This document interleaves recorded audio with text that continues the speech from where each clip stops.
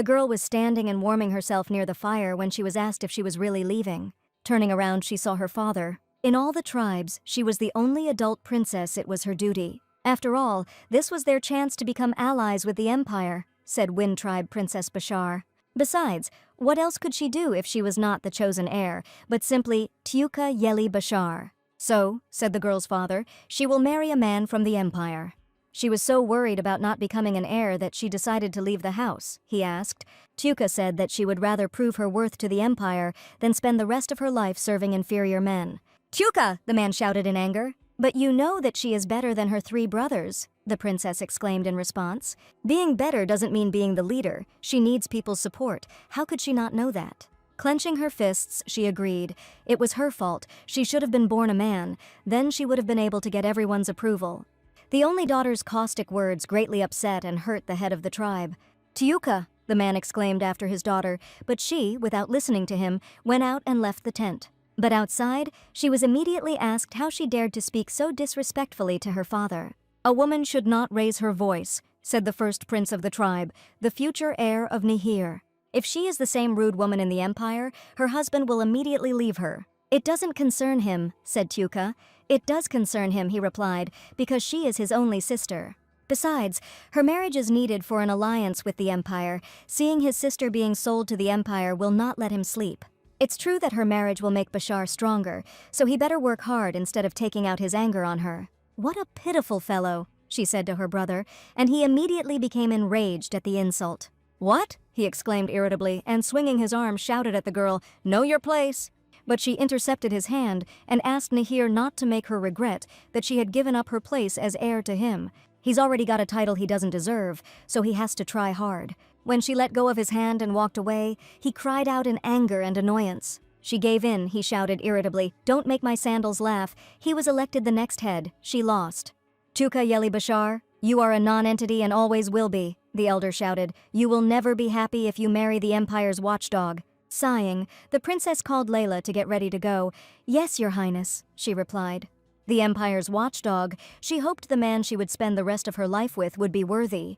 So, in the empire, standing at the enclosing gate, a man looking into the distance said that the bride was late. 20 years ago, the Krone Empire had conquered half the continent, but Halton thrived despite its location on the border. And the reason for this was one man, the strongest knight, who was highly valued by the emperor himself, and the ignorant aristocrats only envied him. The inhabitants of his estate looked down on him, the owner of Halton, the Duke of Esbaden, Leonard van Esbaden. A knight approached the Duke standing on the wall and informed his lordship that the bride from Bashar would soon arrive. But for some reason, hearing these words, I involuntarily remembered the beginning. The emperor thought it was the first time he had seen him since the succession ceremony. The Duke apologized. He could not leave the border. His Majesty replied that thanks to his hard work, there is now peace on the border. He doesn't need to apologize, and he must be wondering why he invited him to the palace. And so he ordered Duke Esbaden to marry for the sake of the empire. Naturally, the man could not even imagine receiving such favor from His Majesty. Bashar, an empire formed as a result of the union of 5 Norman tribes. The Bashars believe that the land should not belong to humans, and the Krone Empire considers the Bashars barbarians. And then, after many years of hostility, the 2 states decided to enter into a marriage alliance for the sake of peace and harmony. He ordered the knight to open the gates, and the order was immediately carried out. And then the knights, led by the Duke, went outside to meet the Bashars who had arrived on horseback. The knights immediately noticed that they were all on horseback and without carriages, so it became difficult to tell which of them was the crown princess. They would know as soon as they saw her face. They said she was so disgusting that men ran from her. She is the only unmarried princess of Bashar, so it is understandable that she is ugly. But then they were puzzled and tense by the question of why they weren't slowing down. The knights standing in front of the gates were worried about their own safety and began shouting for them to stop. But the horses did not slow down, raising dust. The knights protected his lordship, shouting about the horses. The man himself tensed up as he followed the column, when suddenly a rider rushed forward and reared his horse, stopping the movement. Her breath caught in her chest, and then a question rang out, "Is he the man who will become her husband?" Taking off her hood, the girl said that she was glad to meet her. Her silver hair glistened in the sun as she introduced herself as Tyuki Yeli Bashar. With the girl who would soon become his wife, Tyuka asked the man if they could continue the ceremony right now. On her wedding day, Princess Bashar, who failed to become heir, was married to the alliance between the two warring states. And Duke Esbaden, the best swordsman of the Krone Empire, saw each other for the first time. Then the princess and the duke came to the ceremonial hall, where there was not even a priest, only a couple of guests. He couldn't believe that this was Mr. Esbaden's wedding. It was the only way out. The Bashars don't believe in their god, the other replied. Leonard's right-hand man, Claude, asked why his lordship needed to take a savage as a wife. Leonard's second right-hand man, Baron, told Claude to keep his mouth shut, reminding him that this wedding was an order from His Majesty. "Ah, of course," he exclaimed. "Since it is so necessary to conclude an alliance through marriage, let His Highness marry." He flatly refused this. This marriage only proves that his lordship is as important as His Highness the Prince. Claude snorted at this nonsense, and Baron said that now that he and Bashar had formed an alliance, his lordship's opponents would bite their tongues. But still, this decision was stressful. All this time they were fighting with the savages from Bashar. But it was not easy because of their outstanding skills as horsemen, archers, and faith in the power of nature. "They are just barbarians raiding the empire," Claude muttered. He did not understand how his lordship had agreed to this marriage, and meanwhile the ceremony was continuing. "From now on, they will faithfully and responsibly fulfill their duty as husband and wife," the man concluded. Now the witness asked the spouses to exchange rings.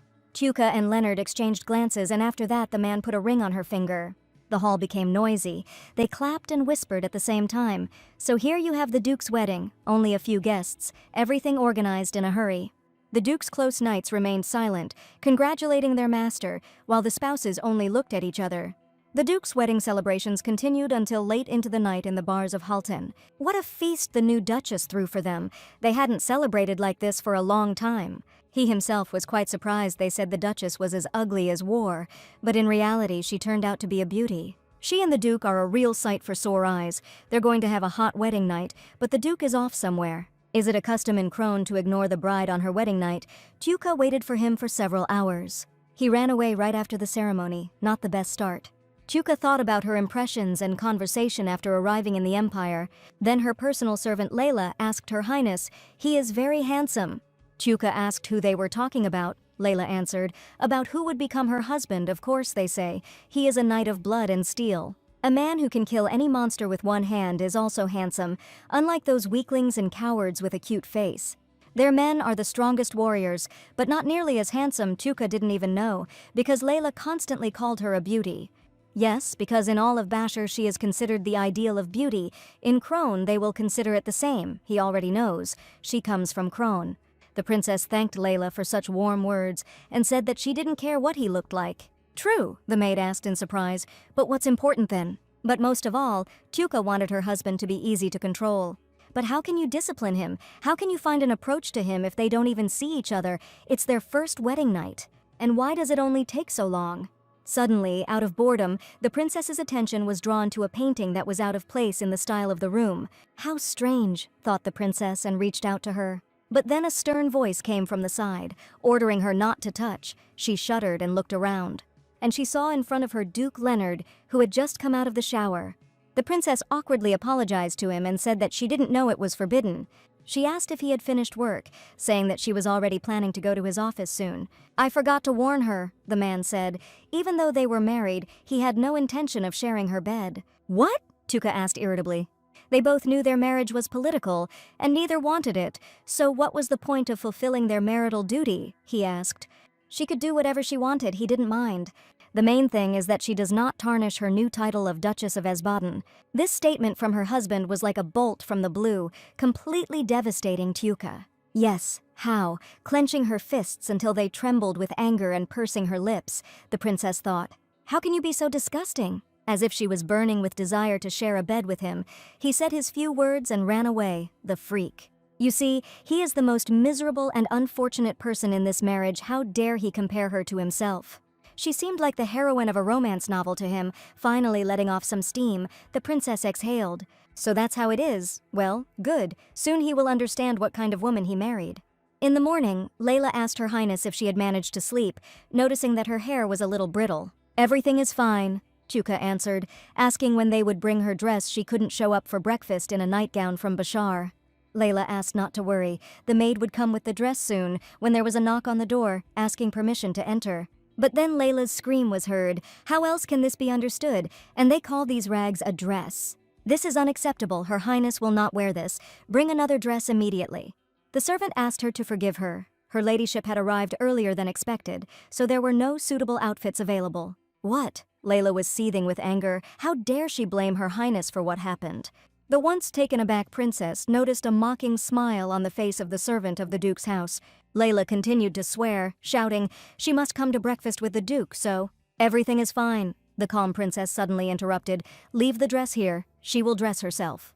The maid who arrived obeyed her grace, but the princess's personal maid was worried. And when she left, she exclaimed anxiously to Her Highness, asking why she had let her go, even if she had scolded her first. But Princess Tayuka told Layla to forget about it. The servants did not accept her, because she spent her wedding night alone. They probably think she was sold to him. Of course, she's not going to wear such a dress, of course, Layla answered. Let that maid bring a new one. There's no point in making a mountain out of a molehill, the princess told her confidant. She already has an outfit. At this time, the Duke was already sitting at the table, and, while waiting, asked the butler what time it was for breakfast and where the Duchess was. Apparently, the man replied, changing clothes took longer. Suddenly, the doors to the hall opened and the princess apologized for the delay. When she walked inside, the servants gasped in horror and the Duke himself rose from his seat in shock. The girl came to breakfast in her nightgown. What Duke Leonard asked, stunned, while Tayuka sat down on the prepared seat, crossing her legs. Apparently, the princess answered coquettishly. He decided not to start breakfast, waiting for his wife. It seems she is right, and I must admit I will be delighted to try Krone's cuisine for the first time. What are you doing? Duke Esbaden finally asked her, having recovered from the shock. Tayuka innocently asked his lordship what he was talking about, and Leonard replied, about her outfit. She came wearing it because she had no other dresses, she explained. In what sense did that mean? The Duke asked. The maid was supposed to bring her clothes. Clothes, she asked, smiling. He says this, drawing the Duke's attention to the things in Layla's hands. His lordship himself told her that she must bear her new title with dignity, of course. This kind of dress would stain her honor. But perhaps in the Esbaden family it is customary for the Duchess to wear rags. Sorry, I didn't know, she quipped. Hearing this, the Duke felt insulted, and the maids felt fear. Meanwhile, Tayuka remained calm and, on the contrary, was examining the Duke's reaction. What's wrong with him, the girl thought. He was offended by her words about the title. Come on, be sarcastic in response. But, contrary to all her expectations, the man took off his jacket and put it on his wife's shoulders. And then he ordered the maids to answer who brought this rag to the Duchess. The woman apologized to his lordship. She said she would bring her, but Leonard ordered her to be fired immediately. He did not tolerate those who did not know their place. Because of her words yesterday, he almost started to think she was empty-headed, but now he realized that it was her game. Honestly, it was flattering. But even though he accepted her, the princess said he shouldn't change his way of thinking. She had more important things to do than play games with her. The Duchess did not like to listen to orders about dismissal, so she would go and rest in her room. And so the girl, calling Layla with her, left the dining hall. Left alone, Layla exclaimed with joy, serves her right. She heard that the maid came from a noble family and had long been in love with the Duke. That's why she didn't want to accept her in the role of Duchess, but the silly girl didn't know who she was dealing with, and it served her right. Suddenly there was a knock at the door. Her Highness asked for forgiveness, and the princess allowed entry. The woman asked permission to introduce herself. She was Sylvia, the head maid of the estate. Tayuka asked what brought her here, and she answered that His Highness ordered that new dresses be brought to her, and she would help her change. And she also offered a sincere apology for the incident. It was her fault, and she couldn't keep her in check. His lordship had already taken care of everything, so the head maid asked her to forget about it. Noticing the maid, the princess asked her to wait and ordered her to leave it here. The head maid reported that his lordship had asked to take this thing from her. The Duchess knew about it, and so she insisted that the servants leave the jacket here. But the Duke's servants could not understand why their new Duchess needed this. And so, without trying to put up with this, at nightfall the Duke went to his wife's room. What angered him was that she was simply forcing him to come to her. In the afternoon, the head maid reported that, as he had ordered, the dresses had been delivered to the Duchess. She also wanted to take his jacket, but this jacket was lent to her, so either the one who took it returns the item to the owner, or the owner picks it up personally. The door slammed loudly. He entered the stranger's room and said that she was apparently crazy about him. So that's what started this fuss. And you, apparently, are crazy about this jacket, the princess quipped to the Duke. Once the Duke came running after him because of this commotion, he snatched his thing from her hands. He didn't like it when strangers used his things, that's all. Strangers. How cruel he was to his wife. Leonard chuckled at her words, and the princess continued. She forgot to tell him something this morning. She didn't say she didn't want this marriage, he asked in surprise. And the Duchess explained that she came here of her own free will. No one sold her, she is not a refugee. And if he wanted to get a quiet and submissive wife, he made the wrong choice. Exchanging sharp glances, Leonard asked his wife what she wanted. Through this marriage, he gained the trust of the emperor and the loyalty of the aristocracy, but she received nothing. And she had no intention of being a stranger in a country where she knew no one, so she too should benefit from their marriage. Didn't he think so? Benefit? Asked the Duke, and her ladyship replied she wanted to have the full rights of a duchess. And also recognition from the Esbaden family. Now Leonard understood that she was not simple at all. She knew how the Bashars were treated in Krona, and what others think of her, but at the same time she is not at all embarrassed. Okay, as you say, he agreed with a grin. He informed her that she would receive all the privileges of the title of Duchess of Esbaden, but first he grabbed her by the shoulder. And while changing his shoes in the air, Leonard pushed her onto the bed, hanging over her. And he said, since she started talking about rights, then you also need to fulfill your responsibilities. And he asked the Duchess if she agreed with this statement. Running his hand along her waist, he lightly squeezed her nightgown, and Tuka's heart began to beat faster. She looked into the man's eyes, and he assessed her face and body with his gaze. It couldn't be said that it wasn't attractive. The Duke squeezed her waist, lifting her up, but then Tuka asked him to wait. What is it? Leonard asked. Wasn't she prepared for the actions a duchess is obliged to perform? The girl replied that she was ready, but she didn't want to sleep with a man she didn't love. But if he needs an heir so much, then she will help. Forget it, Leonard ordered, letting go of the girl and stepping aside. He didn't want to sleep with a woman he didn't love either. That's why he stopped, the Duke said. As you say, the princess answered, looking away. Tuka had a lot of experience fighting men on the battlefield, but not in bed for a second. She even began to worry that he would decide to take her by force. Then the man said that starting tomorrow she would have some things to do. What's the matter? Tuka asked in surprise, and the Duke explained that the Duchess had a considerable responsibility. If you want rights, be prepared for responsibilities. It's reasonable to do what's necessary, but what exactly will these deeds be? These include estate budget planning and property management, control over servants and some boring social activities, he explained. Well, the man continued, he hoped that she would cope with them without making mistakes. Leonardo would not like to know that his wife had tarnished the family's honor. The Duke quickly left the girl's room, but there was one picture in his head. The one when Tiuka said that she was ready, but she didn't want to sleep with a man she didn't love. Leonard stopped in the corridor, was silent for a long time, and suddenly asked himself why he was so irritated. And in my head there was that confident and proud look of the princess. The next day didn't go well for the girl. From the very morning she spent 5 hours straight looking through papers. How could he overwhelm her with work, despite the fact that this was her first day at work, and he was a loving husband? It was time for Her Highness to rest, but she answered Layla, everything is fine. Suddenly there was a knock on the door of the office. It was Sylvia, the head servant. The Duchess asked her to come in. Sylvia brought a list of necessary supplies for all areas of the estate, as well as bills. Tuka suggested that they sort out this work and take a rest, Layla exclaimed. She had said the same thing before. But then, having studied several papers, the Duchess turned to Sylvia. She asked the woman if Lion would accompany her. She wanted to inspect all the rooms indicated here. She wants to go around them personally, the maid asked, but Tuka didn't trust other people's reports. The girl wanted to walk around the estate herself, and at the same time find out what was where. Sylvia agreed to prepare her rounds, and Layla exclaimed that she would make everyone some sandwiches to snack on along the way. They arrived at the kitchen, where all the food was stored, and where meals were prepared for his lordship and the residents of the estate. This is the Duchess. The cooks discussed with concern what he was doing here. She comes from Bashar. The girls thought that everyone there was a wild barbarian, but she looks pretty good. Tuka asked why there was raw meat hanging there. It would spoil. Sylvia explained that this is usually how it happens. But this hook is magical. It was specially created for storing food. The moment meat is hung on it, it freezes. Layla was convinced that the meat was indeed icy, Sylvia added. They find it strange because in Bashar they don't use magic. And in their estate lives one of the most powerful magicians of the empire, the owner of the White Tower, Mr. Zarian. He is the one who creates such instruments, Layla exclaimed. And in Bashar they use the power of nature. Magic requires a price, something the forces of nature do not, Her Highness of the Wind Tribe. They can control it and even predict the future that it whispers. Of course, the side effects of magic increased depending on the sorcerer's level, but here it was interrupted. A guy ran into the kitchen calling for Madam and stuttering with anxiety said, "It's urgent. What's wrong?" Sylvia asked. They were training a horse when suddenly it kicked one of their men and he stopped breathing. The man asked to call a doctor, screaming he was dying.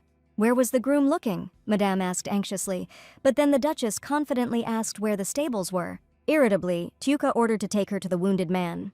The guys sat next to their wounded friend, worried about his life but unable to do anything, asking him to wake up. These damn doctors don't go to penniless people like them, and Paul won't even give them money for medicine. "What are you doing?" Suddenly the Duchess's irritated cry was heard behind her. A person with a broken sternum cannot be laid on his back. She ordered him to be seated and leaned against a tree. "Who are you?" one of the workers asked in amazement, seeing this girl for the first time on the estate. Deciding to provide urgent assistance to the wounded man, the Duchess tore the hem of her dress. "Your Grace," cried Sylvia. "What are you staring at?" she asked the workers, shouting, "Well, turn away, yes, madam," they answered, stuttering. The head maid told her ladyship that this was terribly indecent, and in front of the servants, too. Without listening to her, the girl told Sylvia to call a doctor, who only provided first aid. "Doctor," Madame asked again, "but they only treat the estate's vassals right now," she firmly ordered. And with the same severity she explained that the man's life was in danger, and it was not the time to think about his origins. For a few seconds the woman froze, taken aback by the order, but still said that she would bring him now. The Duchess looked sternly at the workers who remained in place. They drew level with fear. And then she asked who was in charge here, and why he was nowhere to be seen, and therefore she ordered him to be brought immediately. By that time, his lordship had returned from the campaign, and following the knight's warning words, he believed that everything was in order. "This horse has been stumbling lately and asked to be taken to the stable." The men awkwardly turned to his lordship and vaguely informed him that there was no time for that at the stables right now. Having extracted at least some details, Leonard asked what the Duchess did. After everything that had happened, Tuca sat in her room and recalled the past. Then she ordered the chief to be brought. But the working groom couldn't contain himself and shouted, "Paul doesn't deserve to be the head groom." Another pulled him back, trying to reason with him, but the guy told him to shut up, determined to tell him everything that had been simmering on his mind. The boy quickly asked her ladyship to listen. "Paul is always losing the money he is supposed to pay them, and along with him, Sir Knight. When a misfortune happens, like today, he will not spend a coin even on medicine, let alone on a doctor. He begged to be punished as he deserved." All this puzzled the Duchess from another country, who had only returned to work today. Sylvia approached her ladyship and reported that the worker had been shown to the doctor. The princess asked how he was, and she was told that thanks to her help, he remained alive. The Duchess remained silent, and something still bothered the head maid. She asked if her Grace was planning to punish Paul. "Yes," Tuca answered and asked, "It is so important." Sylvia said he was one of Sir Knight's men. The name kept coming up, and the Duchess asked who he was. Sir Knight was the uncle of His Grace the Duke, and since the Duke's parents died in a carriage accident, Sir Knight had become the head of the family. And although Paul deserves punishment, Sir Knight may perceive this as an attack on himself. This means that her decisions may be taken as political, and in this family, everything is not so simple. The head groom, Paul, entered the office and, apologizing, asked her ladyship whether she had called him. And then he was surprised, noticing the appearance of the new Duchess. Tuca greeted him and asked if he was Paul. "She's pretty for a barbarian, I suppose. Not all of them have ugly faces, but anyway, she's just a woman, of no use even to the Duke." The man confirmed that it was Paul who had called him and asked why the Duchess wanted to see such a commoner. She said she wanted to discuss this year's budget, which he had written. He is too tall for the stables. He asks 20 gold pieces for repairing old tools. But the workers say that their salaries were cut because there wasn't enough money for repairs. Please explain this misunderstanding. He asked, smiling, if she didn't think he had pocketed the money, and asked the Duchess to listen. Things actually cost money, and even the average worker doesn't even realize the costs. In her homeland, they don't really like counting, so it's understandable why she also gets confused in calculations. Layla shouted at him not to dare speak to the Duchess like that. Paul shrugged and said that he didn't mean to be rude. After all, in Bashar they only know how to shoot with a bow. She might not even know numbers. The princess grinned and repeated his words. She doesn't know the numbers. Yes, she admitted she was wrong. Taking a step forward, she said that it was necessary to better understand the situation. Satisfied with his victory in the argument, he laughed and said he was glad she understood. But the next moment, the princess's true and correct answer did not take long to arrive. He doubled over in pain, sparks flashed in his eyes, and Sylvia looked at her in amazement. The groom was humiliated and groaned in pain. And Tuca mockingly asked the flat-minded simpleton, "Well, now she looks like a barbarian." She ordered Sylvia to compare the stable budget for the previous year with the actual costs and calculate the difference. If they don't find even a single coin, he will be dismissed from his position and driven out of the estate in disgrace. "You can't do that," exclaimed Paul, always covered by the Duke's uncle in horror. "Do you even understand who appointed him head groom? Sir Knight won't let this go." And she had no power at all. He imagined how angry the Duke would be when he found out that she had fired his uncle's subordinate. But then the Duchess explained that he had given her these powers. "What did he ask? What did he hear?" she quipped. "The Duke of Esbaden personally gave her the right to manage this estate. He probably thought that he was just a puppet who didn't know his place. Although he is an incompetent and lazy fool who has gone too far, does not admit his mistakes and becomes more impudent day by day." He gritted his teeth, and the Duchess ordered him to please, asking Sylvia to begin the calculations. But as soon as she took a step back, she heard, "The arrogant wild bitch." "What did he say?" she asked the completely insolent groom irritably. "You are nothing special," he said with particular anger. "She is an outsider here, a barbarian." Paul shouted that the Duke had married her only because higher-ranking officials had refused. And now she is pretending to be a real duchess. "What is it?" the man asked. Seeing the confusion on the Duchess's face, "I didn't know." "Have you completely lost your mind?" Layla exclaimed, going to help, but the princess asked her not to come closer. He thought he hadn't had the courage to tell his fiancée to her face that she had been rejected even before she arrived, and offered to tell him why. So much anger poured out of his dirty mouth, but when everything reached its peak, a cold voice asked if he was finished. Everyone was stunned, and Paul looked around in fear when he heard his lordship's voice. And Duke Esbaden, repeating his threat, asked if he had finished chatting. Then he carefully released the Duchess's collar and timidly told his lordship that this was not what he thought. Leonard came in armor, probably just back from a monster-clearing mission. She wondered why he was here. The Duke and Duchess looked at each other with an assessment. "Your Grace," Paul exclaimed, lowering his head, "he deserves death for his actions." But I must admit he had no choice, you see. Her ladyship hit him without reason. He begged him for leniency, but he himself thought that to get involved with him would mean to get involved with Sir Knight. He won't do this for this bitch, Paul thought mockingly. But contrary to his expectations, the Duke asked him if he deserved death. Then why was he begging for forgiveness? He should have thought about the consequences before touching a married woman. Your Grace, clearly stunned by this turn of events and not believing his eyes, asked Paul. But the Duke was not joking, he was serious. And then the groom cried out, he himself knows that if he punishes him, Sir Knight will become furious. Judging by the Duke's reaction, it worked, and he continued, "Believe me, he didn't need it at all. If he went too far, he would regret it," but then a wild, sharp pain pierced his body. The maids froze in horror at what they saw. The Duke mercilessly cut the man's hand, and he screamed in pain, wailing over his hand. Annoyed by Paul, Leonard said he was rude and organic. Besides, he had harmed the Esbaden family, and as its head, he should not remain on the sidelines. The Duke ordered him to be taken out, and all this time he was complaining of pain in his arm, and the Duke approached the Duchess. Then he asked his wife if she let all her subordinates grab her by the collar. Chuka said she could have easily handled it herself. There was no point in shedding blood. The Duke noticed her cleavage and how the man had ruined the look of her dress. He didn't want rumors to spread that she was eating breakfast in her nightgown and fighting with her subordinates. He deftly adjusted the collar of her dress, and finally, he said that he hoped that in the future she would behave as befits a duchess. Watching Leonard go and looking at where the blood was spilled, she wondered why he did this. The Duke has intervened in the matter, so now this Sir Knight will definitely not remain on the sidelines. But since it is true that he did all this for the honor of the family, then why did he look at Paul as if he had touched someone close to him? As night approached, Sylvia reported to his lordship how it all happened. It was the first time the Duke had heard of a noble lady going to the stables and saving the life of a servant. Sylvia said that her ladyship was trying very hard to fulfill her duties, so she asked her to understand. If she had been so determined, she would not have interfered with Nate's faithful dog, the Duke said. However, as his lordship's servant said, not many are capable of such a thing. She also grew up in a noble family, and she understands that she does not always behave appropriately, and yet, her actions may be contrary to decency, but not morality. She acts wisely, showing compassion. Her title aside, Sylvia admired her as a commoner. Leonard paused and said that he saw that she really did like her, and he ordered her not to allow rumors to spread about what had happened. She would be held personally responsible for any leaks about today's incident. She obeyed. And when the woman left his office, the Duke went to the window and looked at the moon. And he said what a difficult woman he got as a wife. When morning came, the Duchess said she was surprised he was late for breakfast and asked if everything was all right.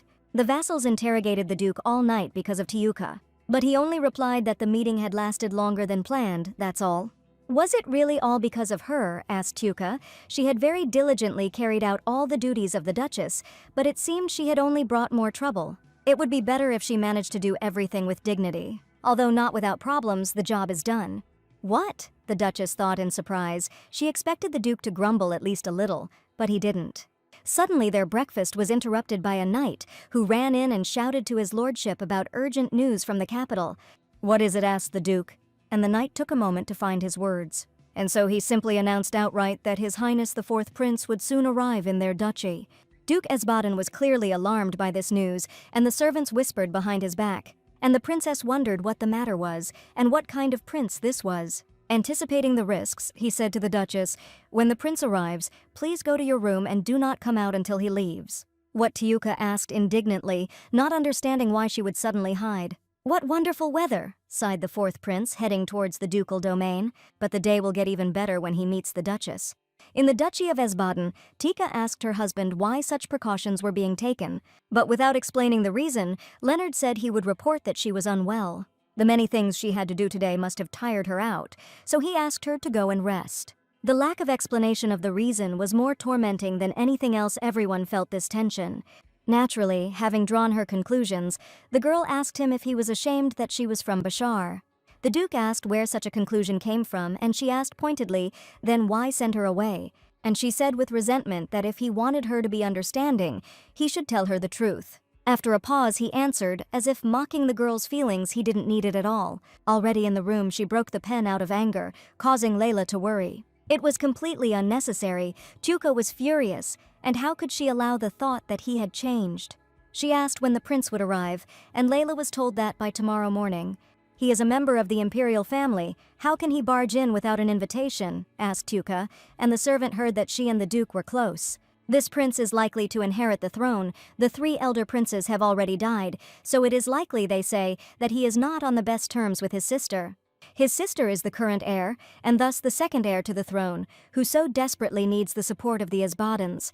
The princess asked Layla what else she knew about this prince. She thought. He was also spoken of as an unfortunate prince. He was handsome and led a dissolute life. But, frankly speaking, it is the result of shock. His first and second wives died in an accident. Layla said outright that her princess was lucky she didn't marry him. A prince betrothed by fate to the life of a widower. A grim story, isn't it? Madame Sylvia checked that dinner was ready, that there was enough food, and ordered the best wines to be brought out. Arriving early was no excuse for them. When His Imperial Highness arrives, he will meet him personally, and servants who are not familiar with his providence will not take part. And just in time, it was announced that His Imperial Highness, the fourth prince, had arrived. The accompanying knights entered first, and then a voice was heard that did not warrant pompous greetings. "How many years, how many winters, how are you, Duke?" the prince asked him. He had felt refreshed since their last meeting, said the second heir to the throne, Justin von Vantrum. The Duke and his servants greeted His Imperial Highness. "Well," said the prince, "these formalities again." Dinner was ready. The Duke asked to be taken to the dining room. "Excellent," the prince agreed. He was just getting hungry. But before that, he made the Duke nervous. He asked his friend where the Duchess was. He would like to meet the one who could be his wife.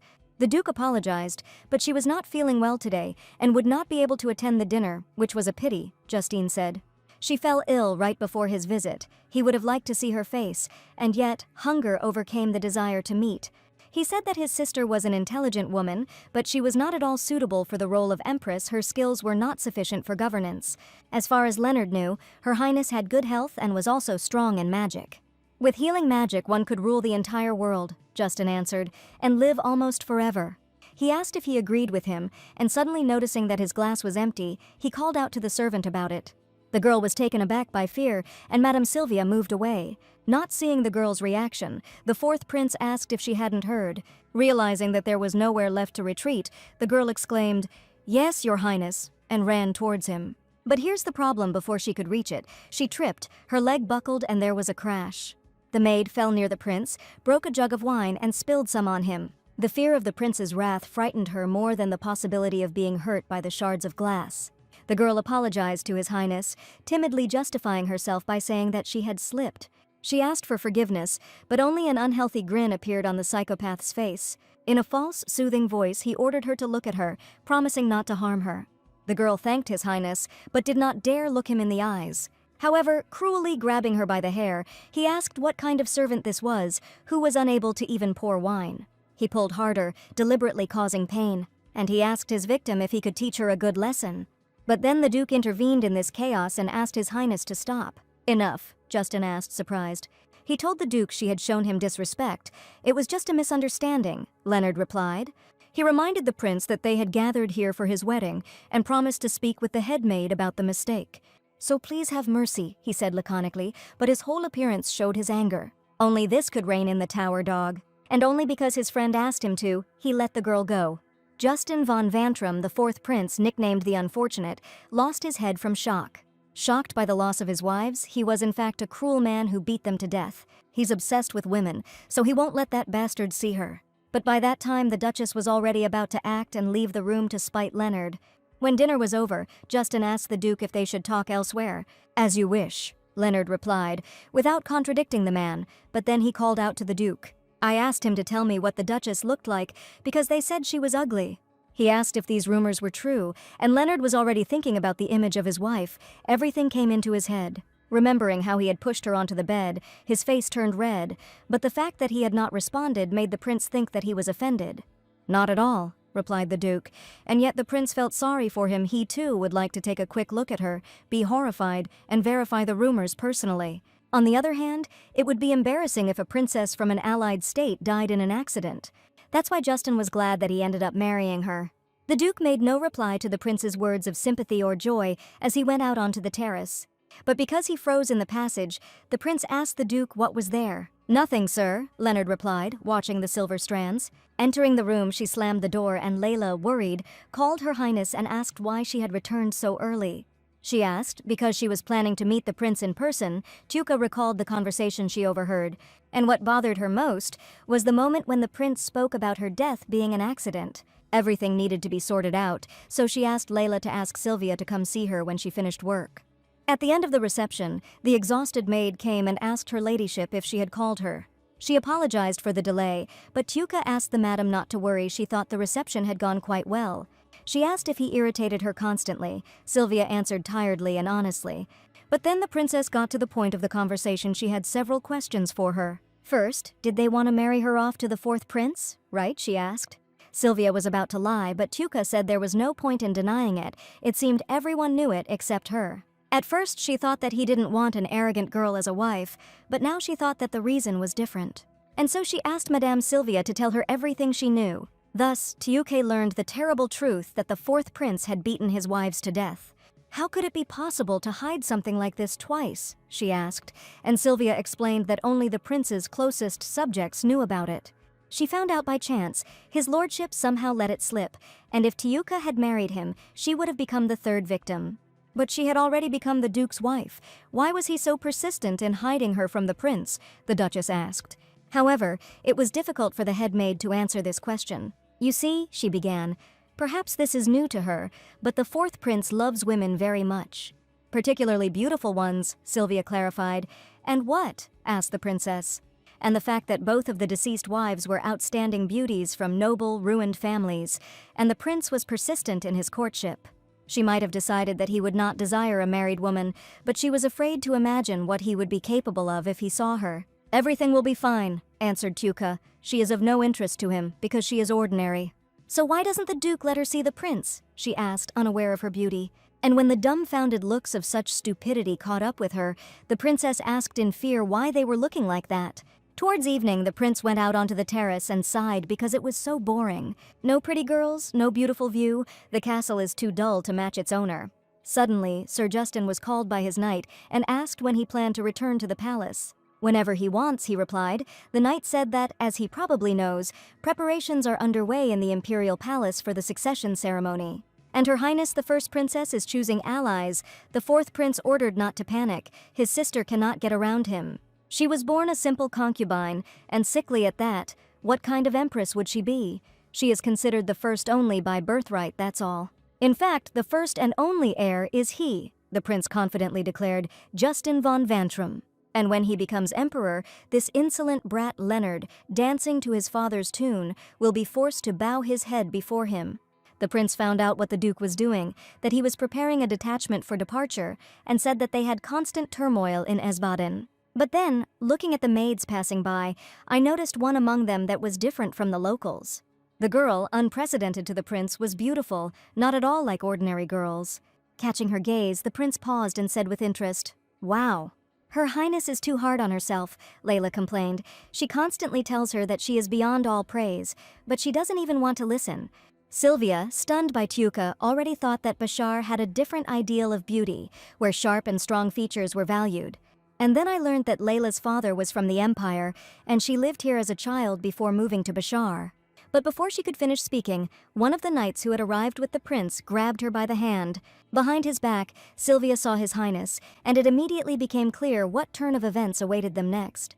She worriedly asked Sir Justin what he was doing there, trying to steer the conversation away, but he didn't listen. Having found the object of interest, he and the prince said that he had never seen her here and asked to tell him her name. At this time, the duke was busy giving guidance to the knight going on a mission. Suddenly, another knight called out to his lordship with concern. Leonard said he would report later if it was not urgent, but it was urgent, the knight exclaimed. And he explained to His Highness in a frightened tone that His Highness the Fourth Prince was going to punish Sylvia. Chuka obediently remained in her chambers and thought, never thinking that she would hear such conversations again. No one except Layla had ever called her beautiful before, so does she really fit the imperial standards of beauty? If everyone is of the same opinion, then why keep it a secret?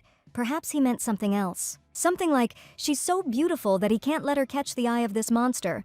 Well, that's just fantasy, of course. It was a pity, of course, that she was locked in the room during the prince's arrival, but hearing the noise coming from the corridor, she looked out. Behind the wall they were discussing whether the duke had been informed of anything, and the knight volunteered to urgently inform him of what was happening. Indeed, the servants in this estate are as impudent as their master. "Say it again," he ordered the beaten Sylvia, and she repeated, "His lordship ordered them to receive him as an honored guest." However, the man who attacked the girl in the owner's estate is no longer considered their guest. She confidently stated that they would not sacrifice their people for the sake of His Highness's entertainment. This confident and impudent behavior only provoked anger and impudence, he said. Well, the sword is great at settling such disputes, and since she is so ready to die, it will gladly help. "No," Layla screamed in fright. "Duke Esbaden!" she screamed, and the fourth prince's blade trembled. Leonard arrived in time. "What does all this mean?" his lordship asked His Highness sternly. "You, Duke, have completely let your servants go," the monster answered confidently. "They dared to insult him." So he took on the task of re-educating them. Everything was clear, the Duke thought. Lust had taken hold of him again, but this time he was not allowed to carry out his plan. "Esbaden is a duchy," Leonard explained, "so he must punish for his actions personally." "Well, fine, the prince interrupted him. "But you see, Duke, he did not kill her only out of respect for him, and it would not be too fair to leave the guilty only to his judgment."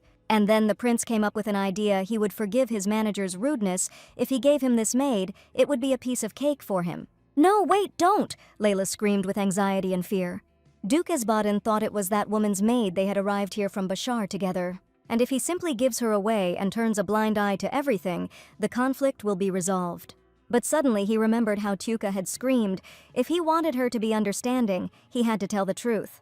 "I didn't want to go against the people of the Princess of the Allied Empire. It was a dilemma." Apparently, the Duke had already decided to stand up for the maid, but then Tuka asked him to forgive her. Stepping forward, she introduced herself as the Duchess of Esbaden and greeted His Highness. She heard a noise here and decided to find out what was going on. It seemed that her favorite maid had somehow displeased him. She asked to accept her apology. "The servants' actions reveal their master's ignorance, so allow me to apologize for my charge." "Princess!" Layla exclaimed in amazement. The Duke remained silent, and the knight and prince froze, seeing her beauty. "So she is a duchess?" asked His Highness the prince. He grinned. Just wonderful. He would prefer to offer her a cup of tea instead of these empty squabbles. And as expected, he asked the Duke if he didn't mind. She asked him to forgive her for meeting him so late, but he said that he understood that the road had been long. This was the Duke's territory, but even here the prince could have killed Layla without blinking an eye. The Duke would not have stood up for a simple servant she did not want to catch the prince's eye until the very end, but Layla's Raleigh had to do it. But what was he doing here, especially with that expression on his face? The Duke seemed to be very busy. The prince told him the same thing, but he remained silent. Tuca believed he had a lot to do and said he could leave his highness to her. But instead of answering even one, Leonard chose a quiet silence, ruining the whole atmosphere. Then the Duke was disturbed by a knight who whispered something to him, and only then did his lordship announce that he would be leaving for a short while. "Okay," the princess replied. So, left alone, after waiting a couple of seconds, Justin asked how she liked the empire. The Duchess replied that she was quite happy with her life on this estate. The prince was surprised, based on the rumors about Bashar. He was worried about her. "It's not worth it," she replied. "What are you saying? He's a real wolf in sheep's clothing, but now he's quite calm. If he plays along, she'll be able to smooth things over. We must continue in the same spirit." But the prince said that if he had known that she was so beautiful, he would not have rejected the proposal of marriage with her. "What, excuse me?" asked the princess, and he asked if she didn't know that she was originally supposed to marry him. Standing on the sofa, he came closer and asked the Duchess how she felt about his proposal. And hovering over her, he confidently asked if she wanted to become his wife. "What nonsense is this? Don't forget that he is a member of the imperial family. You have to choose your words more carefully." No matter how unpredictable his words were, there was no point in getting into a conflict. She replied that she didn't think it was a good joke. Justin explained that he always gets what he wants, and this applies not only to things, but also to people. So wouldn't it be better for her to become an empress, and not a simple duchess? Tuca answered. "I'm afraid she doesn't understand him." And she answered with confidence that her name was Tuca Yeli Bashar, and she was not going to live as someone's wife. This answer, however, struck the prince. The beautiful shell stupefied him, and he forgot that he was dealing with a barbarian. "It's funny," he replied. "You know, it's best to tame such obstinate people in bed." But such ignorance infuriated Princess Bashar, who had been restraining herself until then. However, here the prince's hand was intercepted from the Duchess's face by the returning Duke. The Duke, irritated at being interrupted in this way, asked the prince. He asked if he had completely lost his fear, holding it back. Leonard glared at the man. The fourth prince was almost hysterical about the fact that he dared to touch the monarch's person. "Oh, what are you saying?" Duke Esbaden responded with passive aggression. Those who forget themselves and do not know their place are worse than animals to him. The prince, on alert, continued to ask about one thing, whether the Duke had completely lost his fear. He became wary and in a commanding tone told him not to anger him anymore, ordering him to let go of his hand right now. But instead, Leonard squeezed the prince's hand only tighter. He continued to squeeze harder, and Justin screamed in pain and fear. The prince's faithful knight came running to the cry, and it was he who discovered the bruise on the sir's arm. Justin asked how he dared to treat a member of the royal family like that, shouting that he would not forgive it and would immediately inform his father. "And what will you tell your father?" the princess asked casually. The prince, who beat his wives to death, decided to attack the wife of his own ally, and that's what he'll say, Tuca sarcastically said. The knight on the prince's side was taken aback when he first learned of this, and Justin was filled with a wide range of emotions. "Unlucky slaves," the prince muttered through his teeth, while the Duke looked at his wife in amazement. "He is a prince," Justin screamed hysterically. "In this empire, he is allowed to do absolutely everything. How dare they threaten him over a simple thing, especially to some savage? It seems that your position is the only thing he can refer to." The Duke asked to be allowed to clarify something for him. He served only the crown prince and the emperor personally, and was not obliged to grovel before a simple prince. If he had decided to rely on his power, he must first defeat his sister, and ordered her to leave the estate immediately. Layla asked if Her Highness was okay. Tiuca asked not to worry, the conflict had already been resolved, but Layla blamed herself. Then the princess asked her not to say that, it was not her fault, and asked how Sylvia was doing. She was just at the doctor's. No great harm was done to her, and all this was because of this at the hands of the stray prince. The princess noticed how quiet and thoughtful her husband was now. She asked Layla to go and visit Sylvia, and she herself approached Leonard. She asked why he did this. She herself decided to stand up for Layla, but she didn't think that he would decide to interfere.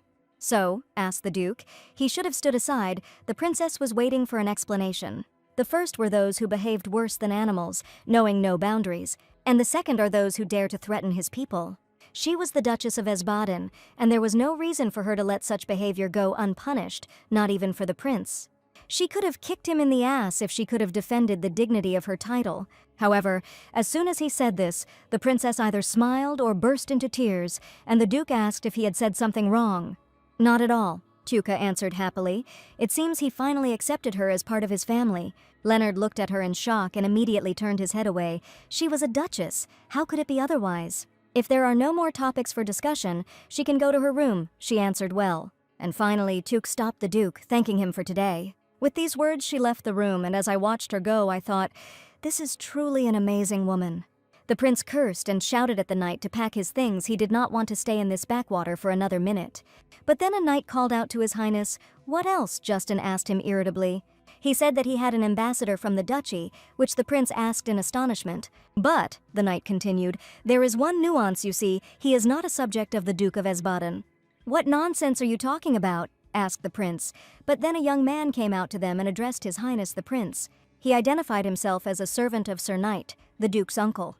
And he informed the prince that Sir Nate was asking to meet him, and the prince tensed up. You heard the maids gossiping, of course. 3 years have passed already, my God, already. Well, finally, the castle will become lively. Otherwise, it was mortally melancholy here. It was sad without Mr. Daniel. Layla asked the girls who it was, and they dreamily replied that they were sure that if she saw Mr. Daniel, she would fall madly in love. And thus, having kept up the conversation, she learned that he was the Duke's cousin, and so she was told. For his misconduct, he was sent abroad for training, and is now returning after 3 years of absence. Now it became clear why the castle was so lively. The maids simply adore him, but Tiuca did not know that the Duke had a cousin. He is the only one, Layla answered. He is the son of Sir Knight, who is not currently on the best terms with their Duke. The princess had a bad feeling about this, but then there was a knock at the door. With permission, Sylvia entered the office. The Duchess greeted her, and Layla really perked up. Ma'am looked better already. She asked her if she was in pain anywhere, how she was feeling, but Sylvia answered that he was fine. Tuca asked the maid why she was there, and she replied that she had brought an invitation. After all, the thing was that Sir Nate was inviting her to dinner this Friday. But why? Tuca asked, taken aback. It had been many years, Nate said, and it was time for him to meet his beloved nephew. Late Friday evening, before Sir Nate's dinner party, the Duke was thinking about Daniel being there too. The point was that Sir Nate wanted to use this opportunity to meet the Duchess, as his son would soon return to the country. Uncle was up to something, as always, so first he doesn't show up at the wedding. And now he suddenly decides to meet the Duchess if he could. He wouldn't go anywhere. Suddenly he was called by his wife's voice, addressing him as his lordship. The beautiful Tuca was walking towards him from the estate. He looked at her with such shock that the girl stopped and asked if something was wrong. Leonard said he barely recognized her, but he's a real master at giving compliments, Tiuca noted. But she also had something to say. His outfit emphasized his facial features, the Duke said. Her compliment was not very good either. It's more of a statement of fact, the princess explained. That's enough, the Duke replied. And he was about to tell her to give him her hand. He reached out to her, but stopped and did not finish. Tuca looked at him in surprise. Yes, it's time to go, Esbaden answered her look. Otherwise they will be late for dinner. There are 3 factions in the Duchy of Esbaden, the first being the Order of Esbaden, which is personally led by Leonard Esbaden. The second is the White Tower, a society of magicians led by Zerion, the head of the tower. And finally, the third Kreutz is a council headed by Nate von Esbaden, the Duke's uncle. Kreutz was initially created to help the duchy manage its properties, but soon turned into a group plotting against the head of the family. Having explained this to the princess, Leonard asked her not to be surprised if she did not receive a warm welcome from him. He didn't think that he would be kind to her, because she was not only his wife, but also Bashar's family. Apparently, thought Tiuca, their conflict was no weaker than hers with Mihir. Wait, is he worried about her? But now the realization of this has burned out into a blush, very unexpectedly. Soon they arrived and walked into the Duke's uncle's estate. Welcome, Leon, said the man greeting the Duke and his wife. And it seems they haven't met her yet. He introduced himself as Nate von Esbaden, Leon's uncle. Nice to meet you, sir, said the princess, and he thanked them for honoring him with their visit and invited them to the table. Daniel will come later. He is not feeling well, the man said, and asked to accept his apologies. Again he justifies himself with his health. Nothing new, the Duke sarcastically said. No need, Leon, the uncle asked. He knows about his condition. By the way, the new Duchess is much more beautiful than rumors say. Tuca thanked for the compliment. It is not surprising that Prince Justin became jealous of her. He inadvertently touched upon the conflict they had lived through. Leonard tensed and frowned as he wondered how he had learned about what had happened so quickly. He also heard that they and Bashar were endowed with special abilities. Tuka asked if he was talking about the power of nature. Indeed, a long time ago he visited a slave market. There was a slave who created fire from air, and soon he learned that it was a slave from Bashar. So can she also show such tricks? Asked Knight. Yeah, thought Tuka, stunned. Not only does he demean the power sacred to Bashar by calling it a trick, but he also deliberately mentions a slave from Bashar before her, the princess. Naturally, the princess tensed up. She had to answer and try to save face. Seeing how difficult it was for the Duchess to answer, the Duke howled and interceded, but then his cousin interrupted him, saying, "Come on, father. If he wanted tricks so much, he could have asked him," and fiery butterflies scattered around the room. This is how spectacular the appearance of Sir Nate's son was. "So, do you like it?" Daniel asked his father and the new guest. "It's nice to meet her, madam," said the guy, and introduced himself as Daniel von Esbaden, and Tuka responded awkwardly. Sir Nate told his son to put away his butterflies and sit down, and he obeyed. So he is Sir Nate's son and the Duke's cousin. He is not what she imagined him to be. The princess thought he would be cold like the Duke or treacherous like Sir Nate, but he... Looking at the Duke and Duchess, Daniel said sweetly what a wonderful couple they were, as if spring had come to their castle with them. "Stop fooling around and get to eating," Leonard said rudely. Oh, his cousin asked if he was that unhappy to see him. But he was glad to have him, you see, he told Madame. He always turned his nose up at the very idea of marriage. But from what he had heard about the recent events at the estate, she was no ordinary lady either. What a relief, because she will need a strong character to survive here. The Duke could no longer contain his anger and abruptly stood up from the table, making a noise. He had never been to a dinner party where the host insulted the guest from the very beginning. "Are you upset, Leon?" Sir Knight asked him. He was apologizing for Daniel. But Leonid had already made up his mind and rudely interrupted, replying that his empty apologies were of no use to him. They were leaving. Well, he grinned. Because of the usual advice, the Duchess immediately lost her composure. He didn't expect anything less from a low-born boy. What? Tuka thought. Stunned. What was he talking about? Lowborn, the Duke was enraged by such a disrespectful remark, and he asked whether he did not think that those who, like animals, were ready to tear their relatives to pieces for the sake of power were worthy of such a title. Extending his hand to the girl, he said that he saw no point in staying here any longer. Apparently his uncle was a lousy host. Come on, Duchess. The rapid development of events took Tuka by surprise, but she still extended her hand to Leonard. However, Sir Nate then told his nephew that he shouldn't behave like that. He understood, he was upset, but he shouldn't let his emotions control him. Hadn't his father taught him to be calm and collected in society? So be it, Leonardo replies, but thanks to you-know-who, he didn't have time to adopt this experience. He should also be more polite if he doesn't want his only son to lose everything. It was angering. This boy's behavior was very angering. He immediately began to contradict his own advice, losing his temper. But then Tuka took Leonard's hand and, interrupting Sir Nate, thanked him for his hospitality. And she announced that it was time for them to go, and immediately after that, the Duke and Duchess left. After watching the guests leave, Daniel grinned with interest. And already in the carriage, the princess asked the Duke why he left so suddenly. She had heard that Sir Nate was quite an influential figure, although he was a scoundrel. Leaving his dinner party would be disrespectful, but, Leonard replied, she was as calm as a rock. Of all the insults she had ever received, this was the most polite. Tuka shot her eyes. And the food looked delicious. He turned away offended. What about it? Asked Tuka. She hadn't had lunch. Only now did Leonard think that he had left his wife hungry. He asked if she was hungry. It's all right, the princess replied. There's no need to worry. She'll have something to eat when they get back. After an awkward silence, she said, It's not her belly, he asked. Does he mean his? Maybe his too? She answered. I wanted to get out of it because of the awkwardness, but the Duke, understanding everything perfectly, ordered me to turn around and drive into the village. They arrived at a rather lively bar. Leonard was greeted and told that he hadn't been there for a long time, and asked what he would like. The Duke of Esbaden ordered 2 lunches and 1 drink. 2 drinks, please, she exclaimed. Okay, ma'am, the man replied. 2 meals and 2 drinks. He looked in surprise at the girl, glowing with happiness, and she asked if he often came to this tavern. Not often, but sometimes he drops by when he doesn't want unnecessary attention. She asked why he decided to come here now. It's simple. If they go to a restaurant right after a dinner party, rumors will spread. They married by order of the emperor, but many of the vassals are not happy with their marriage, and Sir Nate will also remain silent about today. He wanted to intimidate him, not cause a wave of rumors within the family. Their food was served. Looking at the portion, the princess noticed the bow-shaped pasta.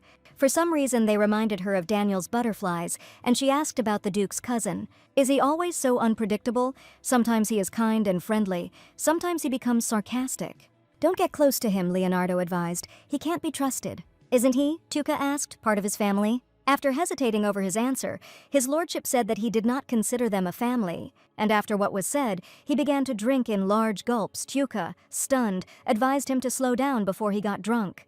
I'm fine, Leonardo answered, but she needs to drink more slowly. Tiuca asked if he was worried about her, and she explained that she had never been drunk in her life, and if anyone decided to compete with her, he would quickly fall under the table. After finishing his drink, he abruptly put the beer mug down on the table and asked for 2 more. Anything else, they asked him. No, just a drink, and Tiuca was amused by the Duke's desire to outdrink her. The mugs piled up, the tavern emptied out after drinking, and it was time for heartfelt conversations. You know, the princess began, she too, one might say, is superfluous everywhere.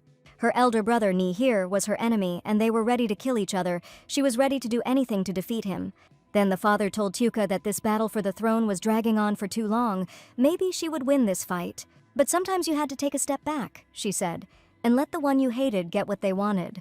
Their clan wasn't strong enough to risk leaving the heir's throne empty, so if the fate of the clan was more important than victory. Her father asked her to do this for the common good. She did not want to lecture her husband, but he would benefit from a good relationship with Sir Nate. No, Leonard objected. They were different. She said it wasn't so, but he stood his ground. The Duke wanted nothing more. He only wanted to stop what was rightfully his, and after what he had said, unable to control himself, he relaxed and fell asleep on the table. He could have at least warned her that he didn't know how to drink, Tuca thought with a sigh. He only drank a couple of glasses. Naturally, she had to drag the Duke out of the tavern herself. Looking at his face, Tuca thought, he is so defenseless when he sleeps, so he needs to pay. She asked the tavern owner for a minute, looking for money but could not find her wallet. It's him, she thought, reaching into the man's pocket. Is he carrying a bundle of money around with him? What a good-for-nothing, they shouldn't have shown off their wealth. How are they supposed to pay it off? Taking off her earrings, the princess apologized and asked to take this as payment. Looking at the valuable jewelry, the man shouted to the ma'am that it was too much, but she had already dragged the Duke away. Upon arrival at the estate, the Duke woke up and she pushed him towards the door of his room, telling him to come in and go to bed. She went to her room, wishing him good night. But even when she reached the room, she realized that the Duke continued to follow her. She nervously told his lordship that these were her chambers, and Leonard said he realized that it was unfair. What exactly? Asked the Duchess. This room, this bed, he answered. Everything is his right here. So why should he go anywhere else? And so he decided that from now on he would sleep here. What? Tuca exclaimed indignantly. But the Duke was no longer in a state to listen to anything. Well, at least change your clothes since you decided to lie down. The Duchess said that she would call the maid now. Suddenly, Leonard asked if the Duchess could handle it herself. Tiuca was surprised. What's wrong? Asked the Duke. She doesn't want to. Well, it's hard with him, thought Tiuca. However, she didn't refuse the request. Sitting on the edge of the bed, she called Leonard to come closer. The girl began to help the Duke undress, starting with his shirt. It wasn't the first time she had seen a man's body, and she didn't understand why she was so embarrassed, or whether she was also drunk. While there was a pause, his lordship leaned on the princess's shoulder. Your Grace, she exclaimed, embarrassed, and Leonard asked her to forgive him. The princess exclaimed, if he wants to ask for forgiveness, then let him go first. He apologized. Because of him, she had to listen to these vile words. Tuca shuddered. Memories of tonight's dinner party flashed through his mind, wondering if he was worried about what Sir Nate had said. Come to think of it, he didn't just insult her, but what did Sir Nate mean then? She said she was fine. It was he who insulted her. It was not his fault, the girl reassured her husband. And therefore she asked, please, to let her go, but the Duke did not react in any way. He fell asleep, Tuca realized, and sighed with a smile. When morning came, Leonard got up and thought about why he was in this room. And how much he drank yesterday, he barely remembered what happened yesterday. Good morning, the princess greeted him. She brought him some herbal tea with honey. It would help with a hangover. Frightened by her appearance, coupled with the lack of memory, the Duke ordered her to tell him what he was doing in her room. Sighing tiredly, Tuca asked if he completely didn't remember what he did last night. What did he do? Leonard asked anxiously. What was she talking about? He didn't understand. All night he did not let her sleep, although she really asked for it. Words cannot describe how hard it was. "It can't be," Leonard cried out in horror. "He would never." He grabbed her like a pillow and wouldn't let go. She continued and asked, "Oh, was he thinking about something else?" But it was time for her to go. The duties of a duchess do not wait. "What kind of jokes are these?" Leonard asked himself, blushing. The library she arrived at was empty, but it did indeed have an amazing collection of books. Sir Nate spoke of the Duke as a low-born boy, and the princess couldn't stop thinking about it, so she decided to look at the Esbaden family's family books. She went to look for the books, assuming they must be somewhere around here, when she suddenly heard a scream. The scream in the recently empty library was tense, and besides, who was this Sir even talking about? The princess looked out to see what was going on, and it couldn't be said that she was satisfied. Not only did she burn a man and a woman in solitude, and the man in this union was none other than Daniel, whom she had disliked. Embarrassed at being caught off guard, the girl screamed and ran away. "God," Daniel said, not even trying to stop her. He said he was sorry that she saw him in that light and stroked her head. Even for someone like him, it's a pretty shameful occupation. Surprisingly, she said.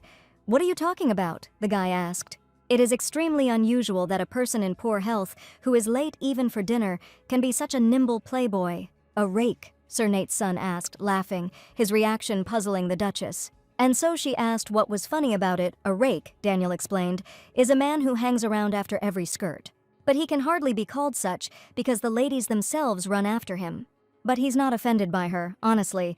The Duchess didn't need his forgiveness for nothing. "A stone fell from his soul," he exclaimed joyfully, and Tiuka thought that his words would not fool her. He asked her ladyship what she was looking for, and the girl replied that it was none of his business. "They are in the library," the guy stated. Obviously she needs a certain book. He offered to help her find it, since he knew his way around here better than any librarian, but she refused, since she was capable of doing it herself. But still, Daniel wanted to help her, as an apology for the scene she witnessed. Well, in that case, Tuka said that she was looking for the Esbaden family book. "The family book?" he asked again and said, "Okay, what is he talking about?" the princess thought. But then a beautiful magic appeared before her eyes. "You see?" Daniel said. "It's one of a kind, so it's easy to find, so here it is." Grabbing the book that had flown to them through the air, he handed it to the Duchess, who thanked him. "By the way, for a foreigner from Bashar, she speaks their language perfectly. I thought it would have been difficult to learn, since the structures of their languages are very different." Tuka asked in surprise if he could speak Bashar, and the guy explained that foreign languages were his hobby. Then Princess Bashara decided to test him and asked him to say something in her own language. "I am glad to meet you," he answered in Bashar.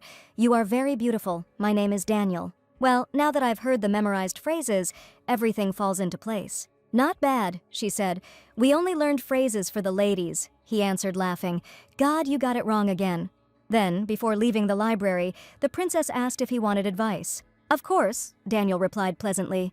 "Anything from her is fine." "There's no point in going out of your way to impress someone you don't like," the Duchess told him. "Excuse me," the guy asked, stunned by such an answer. The Duchess was an excellent reader, not only of books, but also of people and their emotions. That's why she knew he didn't like her, and that's why she told him he didn't have to put on the mask of friendliness. And finally, she thanked Daniel again for his help as she said goodbye. And so she left the library, leaving the man in complete shock and confusion. Daniel, her ladyship wondered what he was up to, but by and large she didn't care. So I began studying Tuke's book, and as expected, the book contained portraits of the Duke's entire family. However, opposite the stanza of the late Duke, the page with the portrait of his wife was blank. Eliza, an aristocrat, is not awarded a place in the family archives in only one case. If the rest of the family didn't acknowledge her because of her low birth, that's why Leonard spoke like that. Duke Leonard must have been very lonely. "Come on, stop frowning," she asked and asked, upset that she had run away then. But never mind, now she will please him. All these gatherings took place in the Duchy garden. When suddenly Daniel asked Amelia to stop. "What?" she exclaimed indignantly. "What other Amelia? Her name was Diana, a dog." So, having slapped yet another womanizer, she left in irritation, leaving him alone. Before his eyes, Tuka was still giving him some final advice, and he brushed the thoughts aside. But suddenly the Duchess appeared in front of him, and their eyes met again. He asked if she had gone for the books again. "No," her ladyship replied. "She simply wanted to return what she had taken." And she thought, was hurrying to the lady she had seen yesterday, to whom he was surprised but quickly remembered. He said that they stopped dating from that moment on. There was nothing serious there, so there was no need to worry. The Duchess understood him and asked why he was so interested in what she was going to do. "Because she's the only one," Danielle said. The only one in what? She asked. The only one who understood what he was really thinking, he explained, coming closer. Chuka said that she would take it as a compliment, but also asked him to stop following her. She was no stranger to pursuit, but not as prey, so it turned out, he asked, that now she was chasing the Duke with all her might. What? The princess asked, stunned. He came closer to his cousin's wife, smiling slyly, and then he asked if she wanted to know what the Duke's real weakness was. The Duke's weakness, not believing what was said, she asked again if they were so close. Well, he said thoughtfully, they had once gotten along like brothers. There was only one thing he was sure of. Duke Leonard's mother was a charming and noble lady, although she came from humble backgrounds. His father disapproved of her, a dancer who made her way through the streets, complaining that she was an arrogant commoner who didn't know her place. Hearing this from the other person's lips made him feel sadder, and noticing this, Daniel paused and asked why the face was so sad. It seems, Tuka admitted, she accidentally found out about his weakness.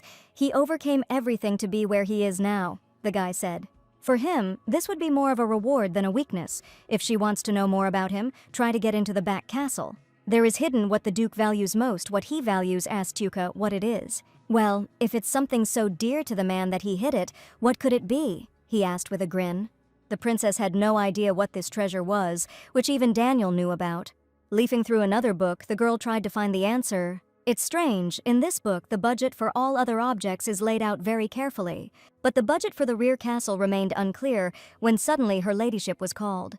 Layla reported that she had gone around asking about the back lock, and the princess asked. It's certainly suspicious, she began.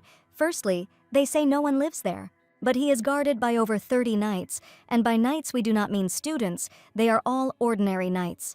And secondly, she learned that all the maids serving in the back castle could not speak. She was sure that they had ways of communicating, they just couldn't speak moreover.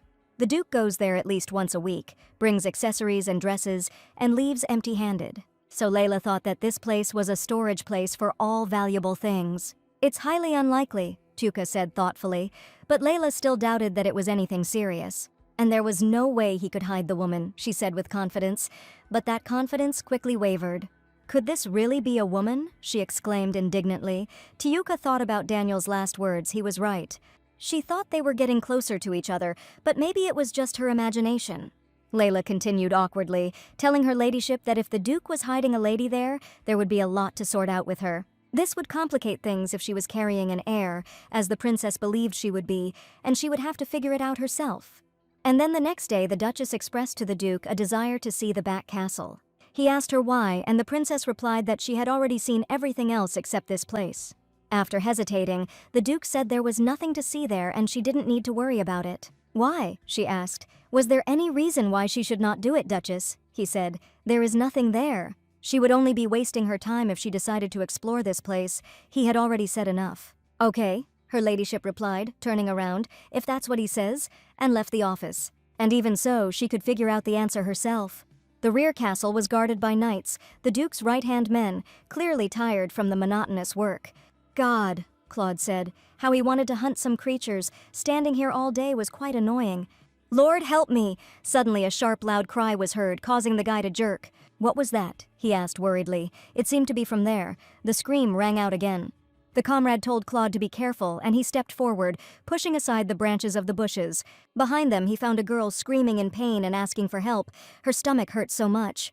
What? Claude answered awkwardly. She can't come in here, but Layla only continued to writhe and scream. Baron asked Claude what was going on, and at that moment, Layla grabbed the guy by the leg. Sobbing, she begged the knight to help her, saying that she was in too much pain. He couldn't leave the girl in trouble and told her to quickly climb onto his back. Claude shouted at Baron to guard the gate while he was gone, shouting over the girl, "Don't let anyone in." The door slammed shut, and thanks to Layla, the princess was able to enter the guarded doors. However, I immediately heard the sound of footsteps and almost kicked the bucket in fear someone was coming this way. But fortunately, they were maids who did not notice her, and she had to follow them. And so her grace made her way to the second floor, quietly following the servants. She thought there must be someone in the room they had just entered. And there were far fewer people here than she expected. The maids had disappeared into the room. Quietly following them, she reached the room and sighed, thinking, what if this really was a woman? Having opened the door, she was about to enter, when she suddenly heard a female voice asking Leon if it was him. Immediately, unceremoniously, she opened the door of the room, entering inside. However, what she saw shocked her even more than she could have imagined. "Who?" asked the older woman, looking back at the girl in the doorway. Tuka was so shocked that she couldn't even put two words together, and the woman came closer. And then she enthusiastically asked the girl if she was Leon's wife. "Yes," she answered. "What?" she immediately asked, trying to understand at least something, asked about her, and she only joyfully exclaimed that Leon told her. "He has a wife whose hair sparkles like silver and whose eyes are like gold." While Tuka was fussing around, the woman exclaimed, "Nice to meet you." Her name was Margaret Schmitz. She asked to be known simply as Margaret. Margaret, Tuka suddenly thought, hearing the familiar name. She saw it in the family register, Margaret van Esbaden, Duchess before the late Duchess. "So, she is the Duke's grandmother," Margaret asked ma'am impatiently. "What is her name, ma'am?" Tuka was surprised. "Yes," replied the Duchess. "She has just turned 12, as you see, but Leon always calls her grandmother. Strange, isn't it?" The princess gasped, realizing what was happening here, and introduced herself as Tuka. When suddenly the maid saw her, "Oh no," she thought worriedly. She was absent-minded. She forgot about caution.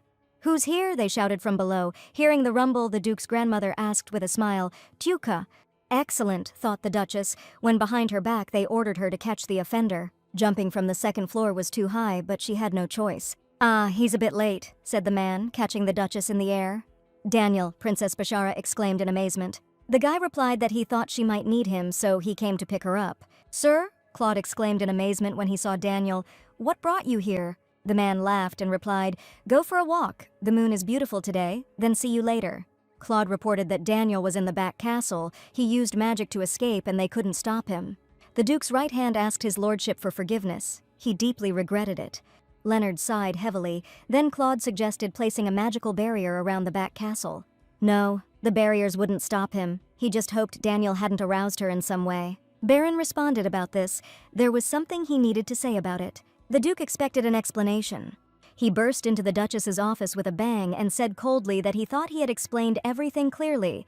"Stay away from the back door," he said coldly, and asked if she even understood what she had done. "What does he mean?" the Duchess asked, slightly alarmed. "His only family is about to die," he explained. The doctor said she became overexcited after breathing in the cold night air and eventually lost consciousness. He asked me to let him repeat it again. "Don't interfere with anything that concerns the rear lock." His grandmother is sick because of her, Tuka thought anxiously. She pursed her lips in guilt, completely unprepared for how this whole visit would turn out. The fever didn't subside, the healing spell didn't work on her, so the only thing he could do was cool her down.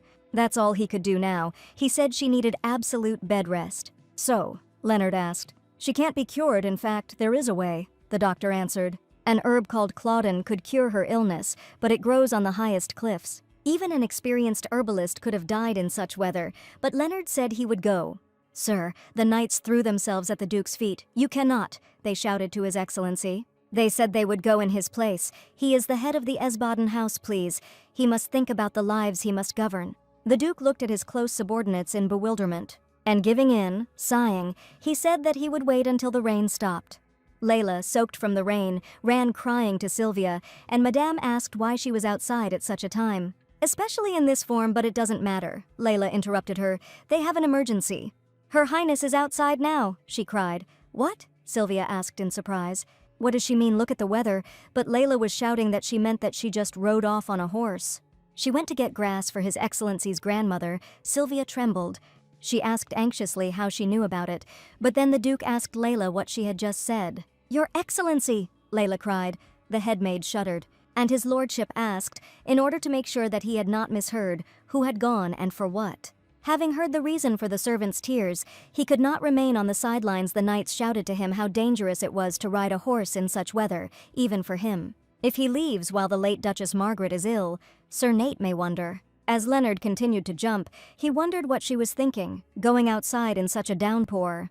He winced as he looked back. She always did what she wanted, but was considerate of others. Now he understood that such qualities were her charms, and the horses stopped when they met each other. The Duke looked up at the Duchess in amazement, and she said that she had the herb. "Claudin, this will cure his grandmother." But even after the princess said this, the man looked at her somehow distantly. Tuka did not understand what was going on. His lordship called out. Leonard dismounted from his horse. But then, after them, a worried Layla ran out of the estate, calling for Her Highness. She asked her to take it, worrying that she might catch a cold. The princess thanked her. "Oh my God," the doctor exclaimed, "this is really Cloudin," and asked where she found it in such weather. Tuka asked him to prepare the medicine for the patient immediately. "Yes, Your Highness," he replied. Looking at the princess, Leonard turned to the Duchess, who looked back. "If she doesn't mind," he said. Then he lifted the princess into his arms, and she shrank back in embarrassment. Seeing how the Duke showed previously unseen concern for the Duchess, the servants exchanged glances. And Tuka shyly asked Leonard to put her on the floor. She could walk on her own. But he hesitated and replied that he would prefer that her blood not remain on the carpets. The princess lost her shoe when she was going down the cliff. It was hard to get used to this care. Later, she asked his lordship if he should go and see his grandmother, Margaret. 3 doctors were caring for her. The Duke reported his presence would only hinder the healing. But he simply didn't understand. "Didn't understand what?" asked the Duchess. "Why did she sacrifice herself to get this medicine?" he answered. He simply couldn't think of a single reason. Tuka hesitated with her answer. But when she was little, her only sister died right in front of her. She was her only sister, but her other brothers ignored her because of her poor health. She always followed them, but they did not accept her. Only she played with her sometimes, letting her ride her horse. While she was away practicing archery, her sister approached the horse to try her hand at riding it. Then the horse kicked her and she died instantly. He asked her why she did it. So, she did it because she was capable of doing it, because she didn't want to lose someone she cared about again. He didn't want to scold her. How could he be angry when she got hurt getting this medicine? Leonard was grateful to her with all his heart. Tuka's heart gave a loud thump. When Leonard suddenly asked how she got into the back lock, the question really inspired her. "Daniel?" she said awkwardly. Daniel told her. Hearing this name, the Duke immediately turned cold. That is, Tuka tried to say it correctly. Daniel told her about the rear lock, but he sighed and asked her to forget about it. What he didn't understand was why she was so eager to see the back lock. "That's because," Tuka exclaimed, "he acted as if he was hiding his mistress." Hearing such a statement, the Duke froze. Dumbfounded, he asked his mistress. And he gave his word that although their tank was created for the union between 2 nations, they are a married couple who have sworn to spend eternity together. She is his wife, and she will be the only woman in his life, so she shouldn't worry. As the doctor informed his lordship, the late Duchess had come to her senses and was asking about him. "Okay," Leonard answered. He'll go to her and invited Tuka to go with him. She could go and agreed. Then Leonard said that he would like her to give him her word too. "What about?" the girl asked, and the guy answered that he would like her to not date Daniel anymore. But he is his cousin, and that is true. But does she think it is right for a married woman to date another man?